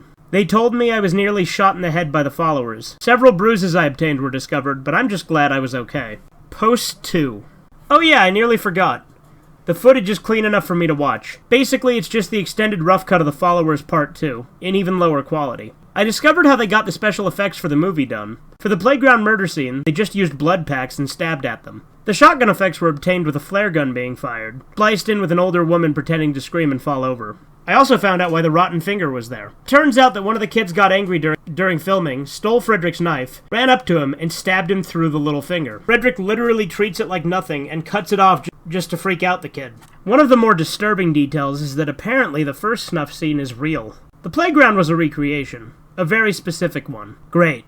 Now I can rest knowing that children were murdered for a 1-hour snuff episode. I've considered sending it in to the police, but if they find out, I could be in deep trouble. Why do I write this blog? Well, I feel like this is the only form of communication left. I can't leave the house anymore. Skype doesn't work that well. Jim hasn't spoken to me lately. and I'm too paranoid to talk to anyone. I've restricted access of my blog to a few people, but I do not want to call the police. God knows what will happen if Frederick hears he's being hunted down. Goodbye, I'm going to check the attic, basement, and I'm going to bed. That's what this is now. Paranoia and blogging in fear. Yeah. January 13th, 2013. Upon watching the rough cut again, apparently there was more missing footage. Originally, it ends with Frederick just wearing the face of a murdered child, while Happy rolls around laughing. This time, the scene after that is shown. It has Frederick hanging around in the house, while Happy is heard using a sharp tool in the basement. Happy's model is held close to the camera, and what's odd about this is that the scene is Frederick pretending to talk to Happy. I assume the voice actor would just dub his lines. But even if this was going to be used, it looks and sounds strange. I could not make out a single word Frederick said, because of the terrible quality. Some people in badly made police costumes come into the room and shoot them. Okay, it's nothing special, but I just wanted to make an update for the people who still follow me. January 14th, 2013. Nobody's dead, thank you very much. The people who were arrested have been sent back to their original prison. I'm still lurking. In your house. Outside. Wherever I feel fit. I'll torture you for a long time. And when your brain finally just quits working, I'll be there to see it. And maybe I'll off you. Until this happens, you should be ready for some scarring, my friend. Actually, my other brother wants in on this too. In fact, how about we do a family reunion? All of my brothers and sisters and I killing off a worthless human being like you sounds so natural. Frederick Gorgoat. P.S. Leaving the house is just as dangerous as staying, my longtime friend. January 17th, 2013. Someone broke into my computer and used each one of my accounts to send snuff videos to my friends. I just got done clearing things up with the police. On my computer, there was a text file with the links to all kinds of websites, with a few that were pretty disgusting. One of the websites was called YouTube, but with a 0 for the O and a 3 for the E, which I assume was intended to trick people new to the internet. It was the only one ran by Frederick, and how he made it, I'll never know. I at first just thought it was a website that had videos of the followers murdering people, but I was wrong. The YouTube knockoff had the Happy Appy episodes, except the kid-friendly episodes, behind-the-scenes videos, and just him and his buddies stalking people. The people who registered were absolutely insane. One person had a video of him brutally murdering his ex-girlfriend in the woods, and hiding the body in his friend's basement. Another had an obese Asian man in a ripped-up Wario costume, belly dancing to classical music. I wonder if he's the one who peeled the Banana Brothers. The worst video was a 7-minute-long video of disturbing sights, such as seizure-inducing flashing, people convulsing and screeching, random cuts of children being bullied by larger kids, and an old 1920s cartoon with screaming replacing the real audio. The other videos were ripped from other sites, such as a few random interviews with women, and one with an amputee breakdancing on a mat. What the fuck? On one page, it was absolutely covered in red, but when I highlighted it, it had a few download links. They were all pictures, oddly enough. What was even odder is that they were all photos of Frederick Gorgoat when he was a kid. His face was blacked out, and several symbols were written on the side. The words, "Don't blame me," were written in a circle along the edges of the photo. Oh yeah, and the worst thing is that I've heard that he's trying to bomb Nick with anthrax again, just a few months after he stole their signal. I hope Jim's okay, as he just got a new job there. Post 2. Good news! No, Frederick and/or his followers haven't died or got arrested. My brother just told me that he's definitely coming over sometime soon. I'm not telling you guys exactly when he'll be over, but it'll be in early February. Also, it happens to be his birthday today. He's turning 20. January 18th, 2013. Today I got an email from a local fan saying that my blog was mentioned in one of the front page articles of today's newspaper. Doubting this, I grabbed the local newspaper and flipped to the front page. Although I couldn't find anything at first, I found a news article saying that the Otis Lens factory had been burned down by an unknown arsonist. I read the article, and like the fan said, there was a paragraph in the article about my blog. Here's a transcript. One of the possible identities of the arsonist is the infamous murderer, Frederick Gorgoat, or one of his followers. Gorgoat, born in Maine, was the former creator and director of the cancelled Noggin show, Happy Appy, who decided to kill the former cast and crew of the show. This is because Gorgoat turned insane and created a second season of the show about the titular character, as well as himself under the identity Napoleon, killing people. The whole story of how Happy Appy was created and cancelled, as well as the murders that Gorgote had done, can be seen on a blog dedicated to the show by Russian-born Gerasim Yakovlev. January 19th, 2013. Remember when I told you that I would be watching the second Happy Appy movie? Well, I finally managed to spare enough time to watch all 3 parts of the movie. Over 3 days, I'll watch the movie, as it is over 5 hours long. The movie begins with stock footage of a film leader. A scream is heard as soon as the leader hits 2. After that, the text, "The Happy Appy Movie 2, Part 1, Frederick Forever," flies towards the screen, and begins to spin around whilst flashing various colors, trying to give the viewer a seizure. Eventually, after a minute of flashing, it goes black for a couple of seconds. It shows a clip from every episode of Happy Appy ever made, including the nice ones. In the background, faint chanting can be heard. This goes on for 5 minutes until it shows Frederick on a couch in the police officer's house. On the coffee table was the mask that he made in The Followers, Part 2. After 2.5 minutes of Frederick watching an unknown TV show, Happy walks into frame and says, "Hey Frederick, you know that just killing kids is getting boring, right?" Frederick says, "Yeah, we need to do something so epic that everybody in the world would love us." Happy says, "Well, I don't know what we can do." They think for 1 minute and 3 seconds before Frederick says, I know. He whispers to Happy, and Happy laughs. It fades out and cuts to a polluted forest, where the Asian in the ripped Wario costume is seen meditating. Frederick walks up to him and slaps his stomach. He wakes up and says, "What is it, leader?" Frederick smiles and says, "Hey, Janto, I want you to kill someone. Just pick some average Joe or Jane from the streets and mutilate him or her. After this, give me the body. I have a plan that will make us world famous." The Asian man laughs and runs away. He is seen hiding in an alleyway between an Italian restaurant and a condemned warehouse when a kid starts to walk along the street for no reason. When no one is looking, the man grabs the child and proceeds to take him into the warehouse. A 4-minute-long snuff scene happens. It was too brutal to go into detail, just like the one in The Followers, Part 2. After this, Frederick is eating dinner when the Asian man comes in with a bloody trash bag. It cuts to the Asian man clearing off the table and dumping various body parts on the table. Only the backs of Frederick and the Asian man are visible, as they talk about their great plan for 10 minutes. To put it in short, they had 3 stages to the plan. The first involved blackmailing various people around Aberdeen, including a certain Russian man, with the body parts of the kid. The second step involved going around committing arson by destroying various buildings. The last step involved killing the people that they had blackmailed in step 1. It cuts to an 11-minute montage of Frederick and his followers going around, putting various packages into people's mailboxes. Even though it was very grim, seeing the followers trying to stuff big packages into a small mailbox is hilarious. For example, one follower tears the package while trying to fit it into the mailbox, while another ends up having to tear the letters in the mailbox so that the package can fit. It cuts to a day later, where the pond where Happy drove his van into in Happy's parlor is shown. It turns to show Happy's van near the edge of the pond. Happy is seen reading the newspaper and fishing when he sees the article on the body parts. Glad to hear that Frederick is killing again, Happy drives over to his house in a 3-minute scene. During this scene, the back of his van isn't as bloody as it normally is. Frederick is seen watching TV when Happy comes in, and says, "Hey Frederick!" Frederick runs over to Happy and hugs him for whatever reason. After that, Happy says, "We need to murder kids again, like we once did."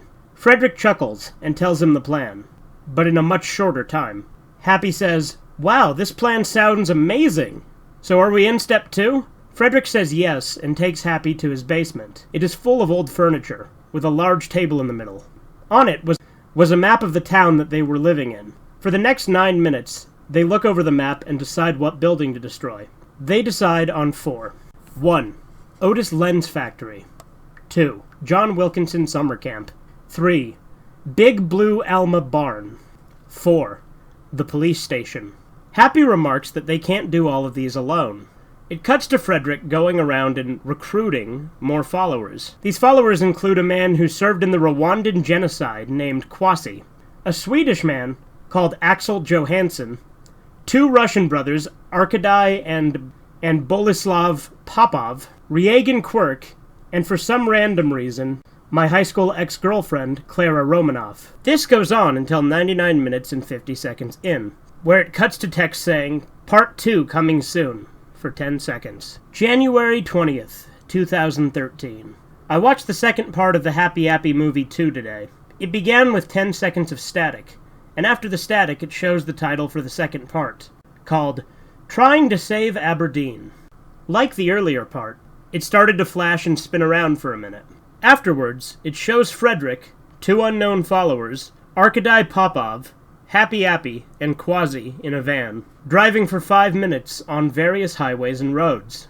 Playing on the radio was an electric guitar rendition of the main theme. Finally, they reach their destination, which is the Otis Lens factory. Frederick says, "Well, let's go ahead and destroy this place. We do want to make Aberdeen a safer place, no?" Happy decides that he shall burn down the factory, and Quasi gives him some matches. As Happy enters the building, he notices that there is someone there. After lighting a match, he throws it on a wall, setting it on fire. All of a sudden, an unknown shape knocks over Happy. Happy says, "What was that about?" And the unknown shape says, "This is revenge!" As the fire grows, the light reveals a real orange on a stick, with eyes and a mouth carved in. It had ears and a nose, which were actually from a Mr. Potato Head. The orange says, "I'm Otto Orange, the brother of Octavius and Oscar Orange. I've come here to kill you once and for all." What happens is a 3-minute fight scene, which consists of a follower batting the 2 puppets against each other. During the fight, the fire grows, making parts of the roof collapse. Finally, Otto Orange knocks Happy out, and Happy's puppet is seen with bruises. Otto picks up a glass shard, and right before he kills Happy, Frederick runs over to the blazing factory, screaming at him. Frederick tackles the orange to the ground and stomps on him, crushing the orange for Otto's head. Frederick picks up Happy and runs away from the factory before it collapses on itself.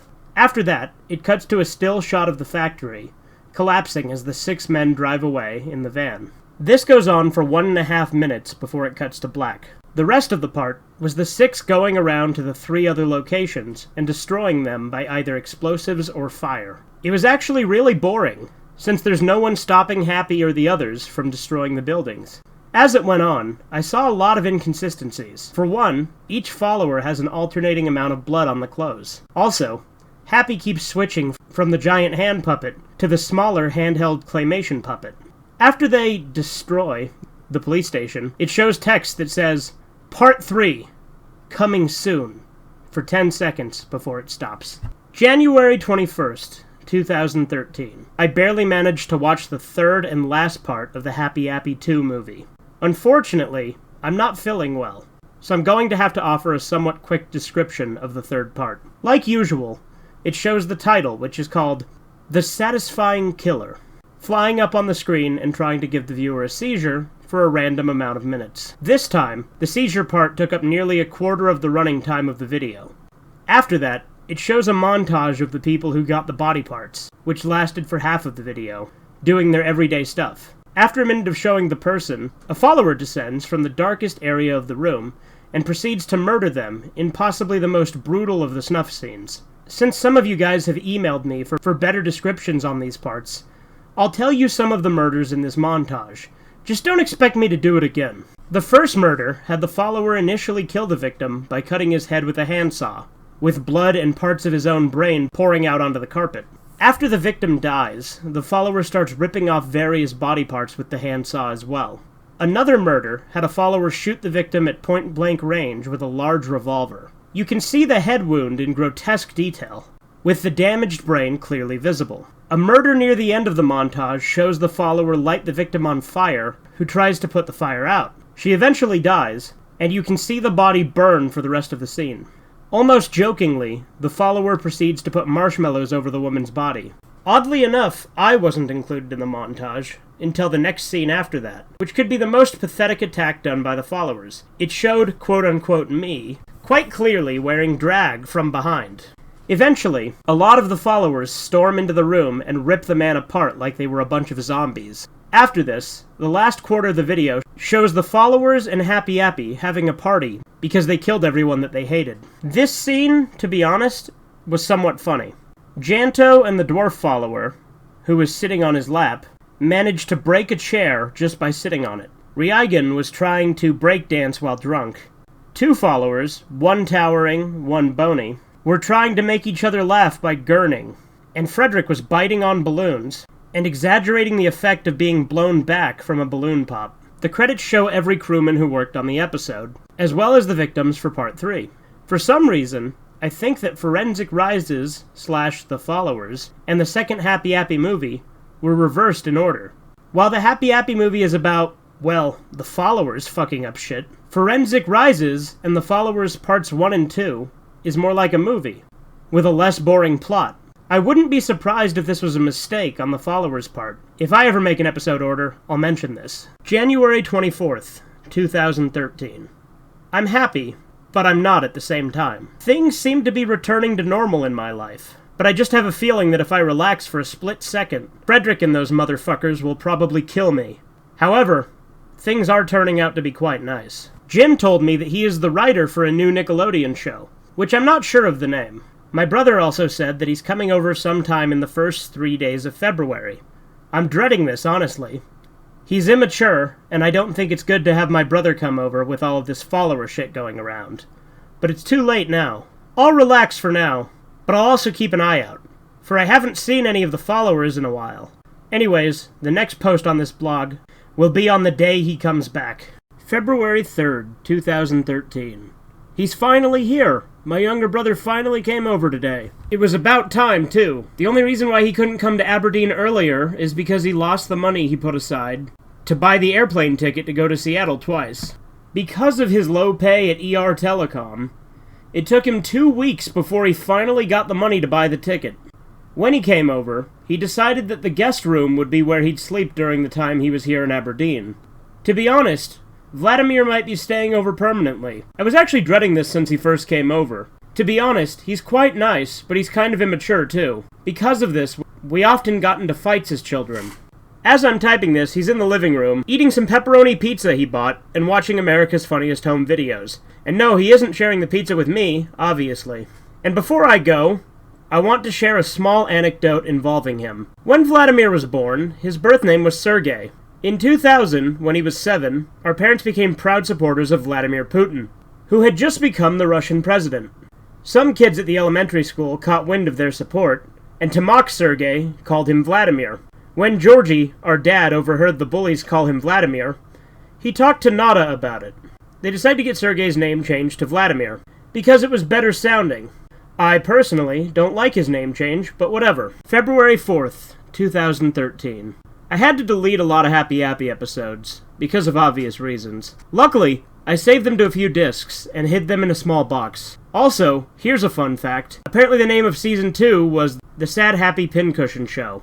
And according to a few sources, the original masters of Season 3 were named A Fun Time with a Sad Apple. Frederick's alias was Angel G. Haller, for the cut of Happy the Pirate that was hacked onto Nickelodeon. Not sure why he chose those random-ass names, but what do you expect from a man who's that insane? Anyways, we just got back from getting some groceries and fast food. This is the first time in a while that I've left the house besides for work, and picking up my brother. We're watching a DVD of The Simpsons now. Not very interesting, I know. But I'm just so happy that this might be over. I'm still keeping an eye out, so don't think I have my guard down. The laptop's battery is going dead, so I have to charge it up. I'm signing out. February 5th, 2013. Thanks to Happy Appy and the followers, I got into an argument with Vladimir yesterday. He was being an immature brat, which I really don't mind as much as I used to. However, when he teased me about watching the Happy Appy episodes that were in the box, I got pissed off at him. I told him to never watch the episodes, unless he wanted to be stalked by a bunch of fanatics who were ruled by some German schizo. To try and calm me down, Vladimir said he was only joking about the episodes. This pissed me off more, for one of my pet peeves are jokes that take it too far. After telling him that he shouldn't have come over to my house, he called me an asshole and stormed off to the guest room. I seriously hope he matures more in the future, so that shit like this can stop. It looks like I'll have to wait for a couple of years for that to happen. February 6th, 2013.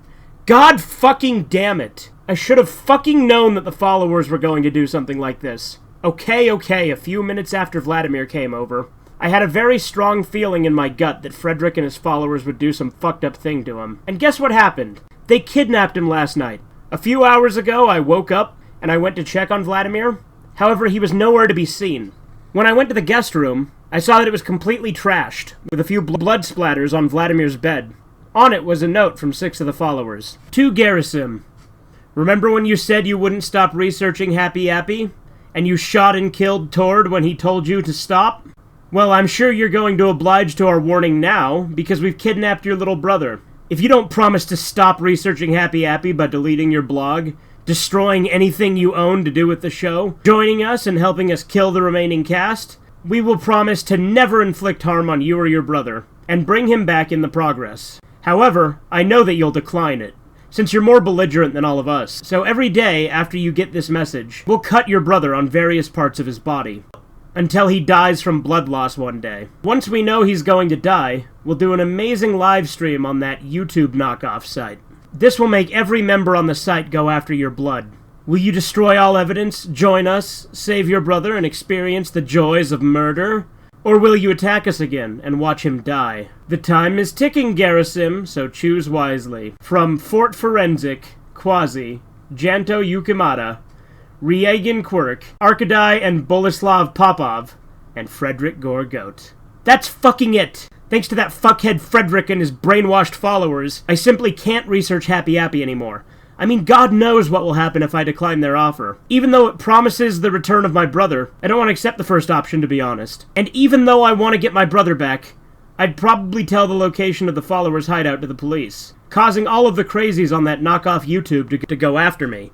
Although I really want him back, I'm going to decline the followers' offer for now. I seriously need some rest now, for all of this ranting has made me tired.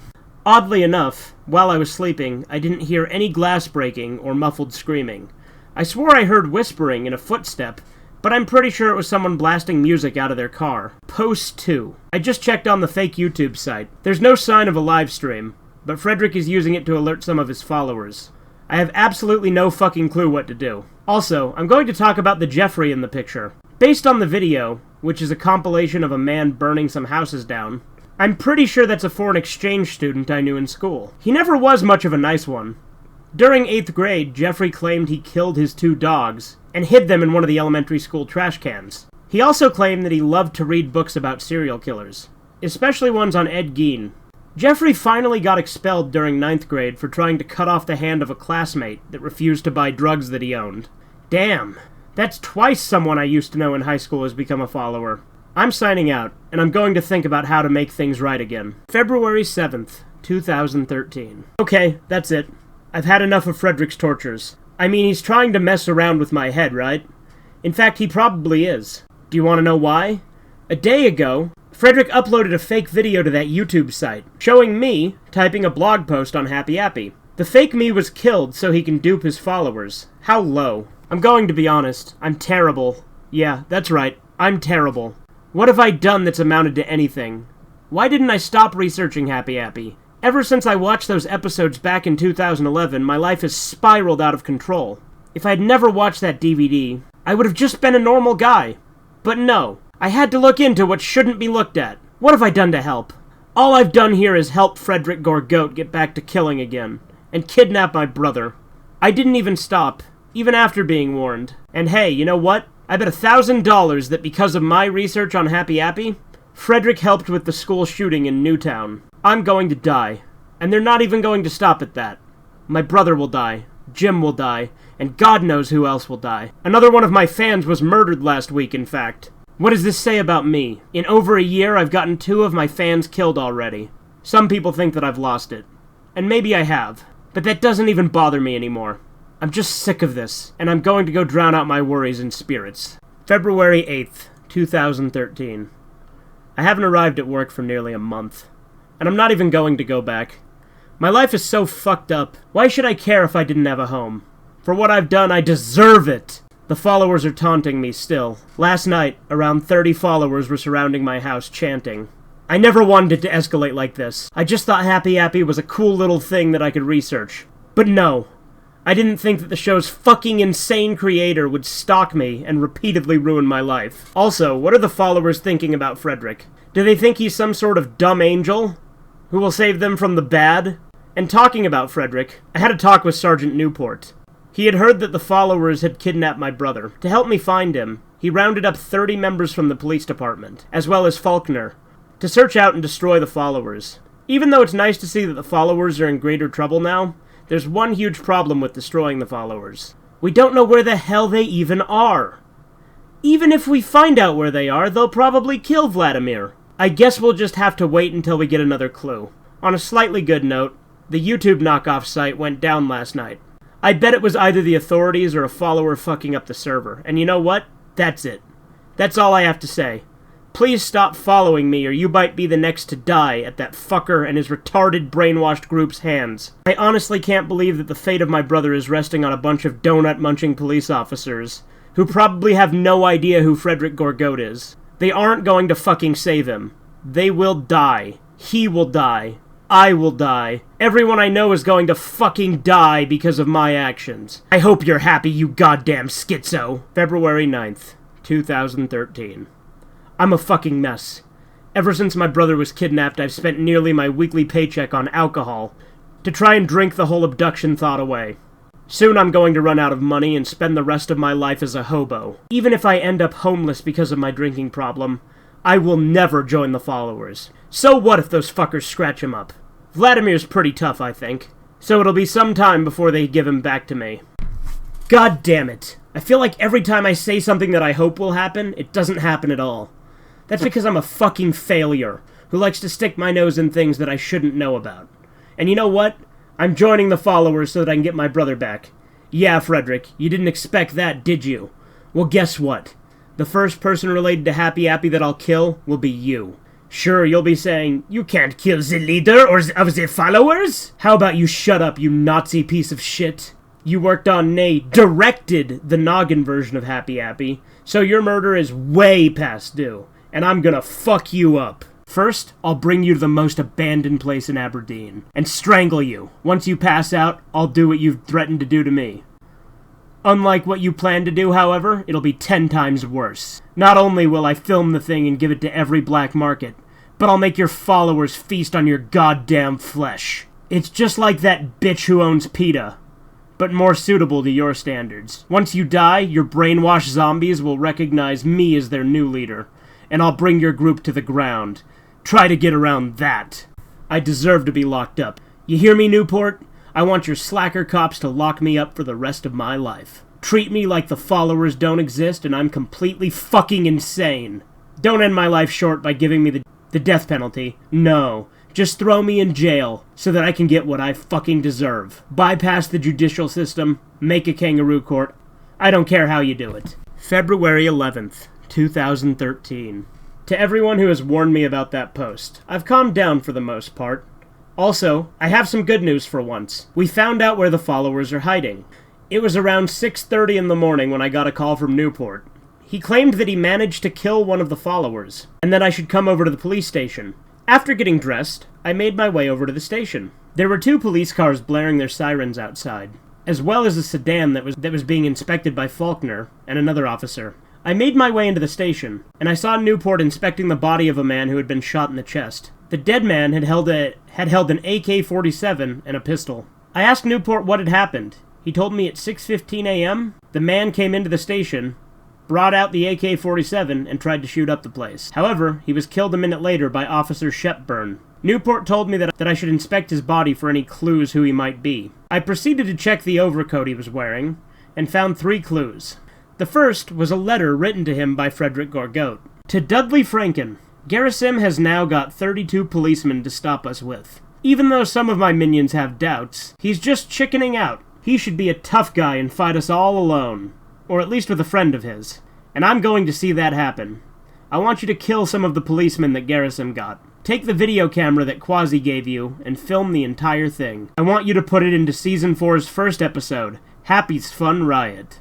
Frederick Gorgote. The second was an old camcorder.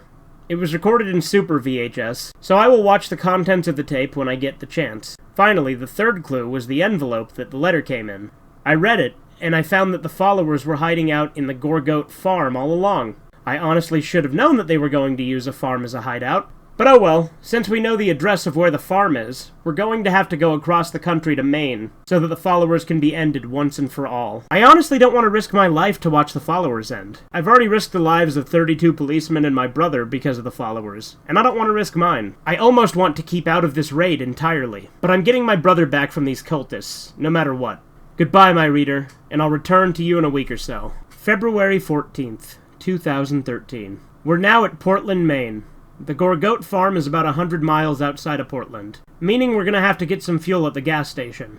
We couldn't bring our weapons on the flight, so the state police have given us a lot of weapons that we need to use if we want to permanently disband the followers. The laptop needs to be recharged, so I'll see you after we've destroyed the farm.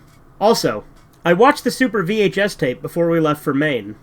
Most of what's on it are kills that Quasi had done during the Rwandan genocide. But the end shows Dudley Franken going into the police station and shooting it up. February 16th, 2013. It's done! The followers have been disbanded. Since I'm tired, I will only do this post on the raid. During the night of February 14th, we followed the directions that would take us to the Gorgoat farm. As the roads were still filled with snow from the recent blizzard that had hit the northeast, it took us longer than it should have to get to the farm. Halfway there, our truck got stuck, so an officer had to clear out the snow to get it moving again. We eventually reached the Gorgoat farm. The farm was pretty big, about 500 hectares in area, with a 3-story building near the middle. There was a barbed wire fence covering the entirety of the border of the farm. As we made our way to the entrance of the farm, we saw a sign that originally looked like it read, Gorgoat Family Farms, but because of the followers, abandoned was written all over it. As we got closer to the building in the middle, one of the officers claimed he could see a few figures staring at them, on the fields and in the windows of the house. Shepard told the officer to ignore them, as it was a clear attempt by the followers to get us out of our vehicles. We saw what we believed to be Happy's van in the driveway, which may or may not be the original one. Eventually, we reached the halfway point of the path. I grabbed a rifle and a pistol, as well as several cartridges of ammunition, before leaving the cars we were in. We proceeded to walk up the rest of the way to the house, when we heard a male scream, "Hey, Frederick! They're here!" As soon as the voice stopped speaking, Newport said to himself, "Oh boy, this isn't gonna be pretty." All of a sudden, we heard something made of metal hit one of the cars. The only female officer to join us screamed that it was a grenade, and all of us ducked as one of our cars blew up, alerting even more followers. At that point, what would have been a simple raid turned into the fucking invasion of Normandy. The followers on the field started to dash towards our group, armed with various melee weapons. We proceeded to shoot them, as they were too foolish to bring an actual gun with them. However, every time we shot a follower, it looked like another appeared in his or her place. After a couple of minutes of fighting, it looked like there weren't any more followers on the fields, so we started to barge down the door. If we had noticed that 5 followers snuck up behind us, we wouldn't have lost 3 members of our group. When we hit the door the second time, we heard muffled screaming, and another officer said that some of the followers were killing officers. 4 of us proceeded to shoot down the group, and stayed guard for when another group tried to kill us again. I saw that a follower was trying to plant a grenade, so that we wouldn't have vehicles if we needed to get out of the farm. Thankfully, Newport also saw him, and shot the follower before he could put his grenade in. As the follower stumbled back, the grenade he planted was still in his hand, with the pin out. You can guess what happened next. Eventually, we barged down the door to see 10 followers armed with knives march at us. We ended up killing all 10 of them, at the loss of 2 more officers.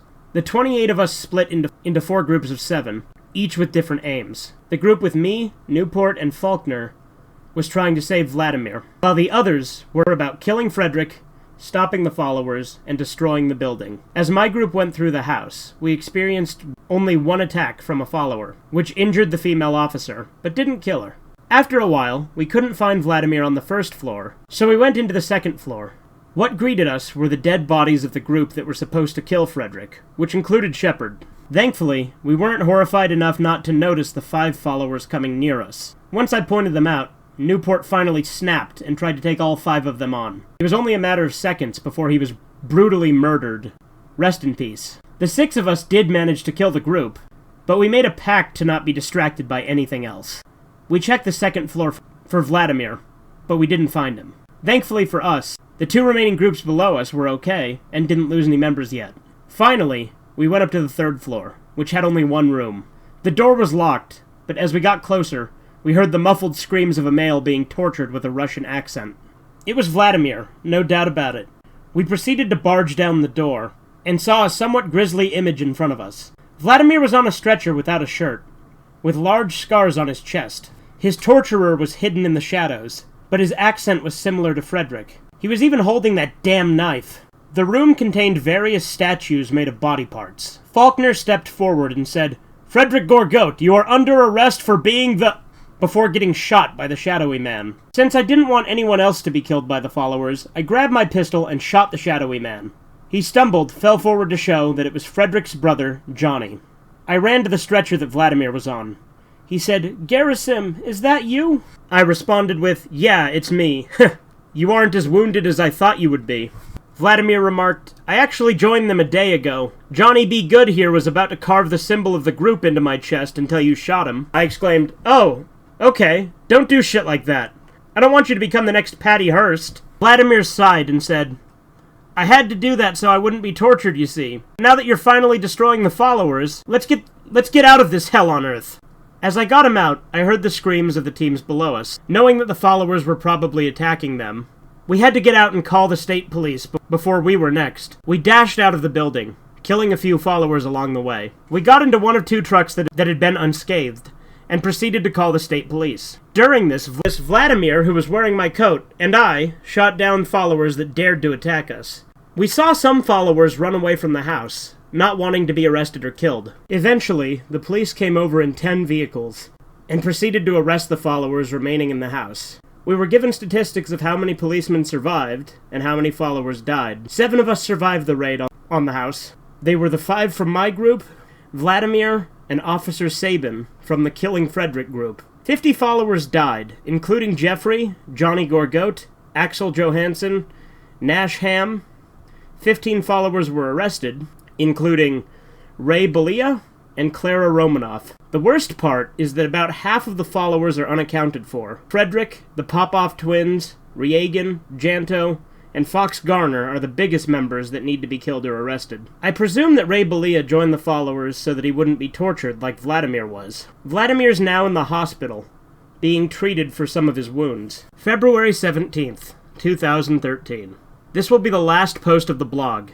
It isn't about a new episode, follower death or arrest, or my brother. It's about Frederick. On August 18th, 2009, some guys had discovered a complete set of patient data for an insane asylum in Maine.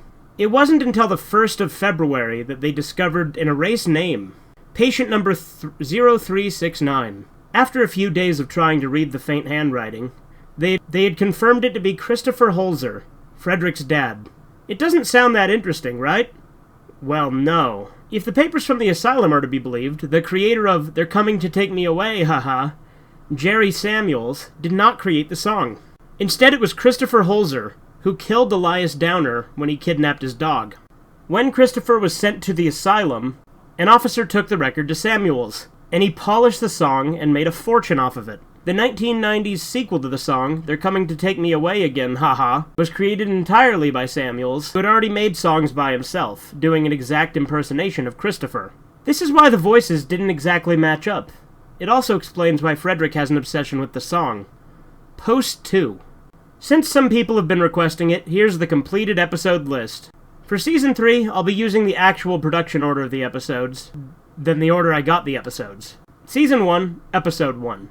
Happy's Vacation / Hurt Happy. Episode 2. Monkey Bar Mishap / Happy Goes to School. Episode 3. Happy at the Fruit Olympics / Nate Needs Help. Episode 4. Never Run with Knives / Happy Fixes Kids. Episode 5, Happy Fixes Kids Parts 2 and Part 3. Episode 6, The Towers / Happy the Doctor. Episode 7, Happy in Space and Mean Miranda. Episode 8, Happy Appy Goes to the Circus, ? Episode 9, Happy's Trick / Hospital Doctor, ? Episode 10, The Happy Appy Movie. Season 2. Episode 1, Happy Meets the Roo Bears / Camp Aw. Episode 2, Happy in the Oranges / Happy's Van Breaks. Episode 3, Lighter / Happy and Blackberry. Episode 4, Forensic the Big Help / Nuxic. Episode 5, Rows of Blood and Bones / Can of Kill. Episode 6, Jar of Hate / Happy's Rising. Episode 7, Happy Kills Benny / Miranda Lives. Episode 8, Miranda Dies. Episode 9, Forensic, A Bigger Help / Meaner. Episode 10, Happy Appy's Christmas / Happy's House. Episode 11, Forensic, The Biggest Help / Danny's Love. Episode 12, Happy Fest / Happy Rots in Hell. Episode 13, Epilogue. Season 3, Happy the Pirate / Happy's Parlor. Episode 2, Happy's Birthday / Danny Returns. Episode 3, A Day at the Tracks / Happy's Hotel. Episode 4, Happy's Hotel Part 2 / Happy Appy Makes a Movie. Episode 5, Happy Appy and the Demolition Derby. Episode 6, Happy Appy Goes to the Circus Redux. Episode 7, The Happy Appy Movie 2, The Followers. Episode 8, Forensic Rises, The Happy Appy Movie 2, Part 1. Episode 9, Forensic Rises 2, They All Die, Happy Appy Movie 2, Part 2. Episode 10, The Followers, Happy Appy Movie 2, Part 3. Season 4, Episode 1, Happy's Fun Riot. Not publicly released. One last thing before I leave this blog forever. I've destroyed the Happy Appy puppet, the DVDs, the countless VHS copies of episodes, and I've gotten the YouTube knockoff site taken down. I'm not doing this for myself, however. I'm doing this because hopefully, if I can destroy all the evidence that this show ever existed, no one will be killed because of the show. Frederick, if you're reading this, please burn in hell like the demonic motherfucker that you are. The end.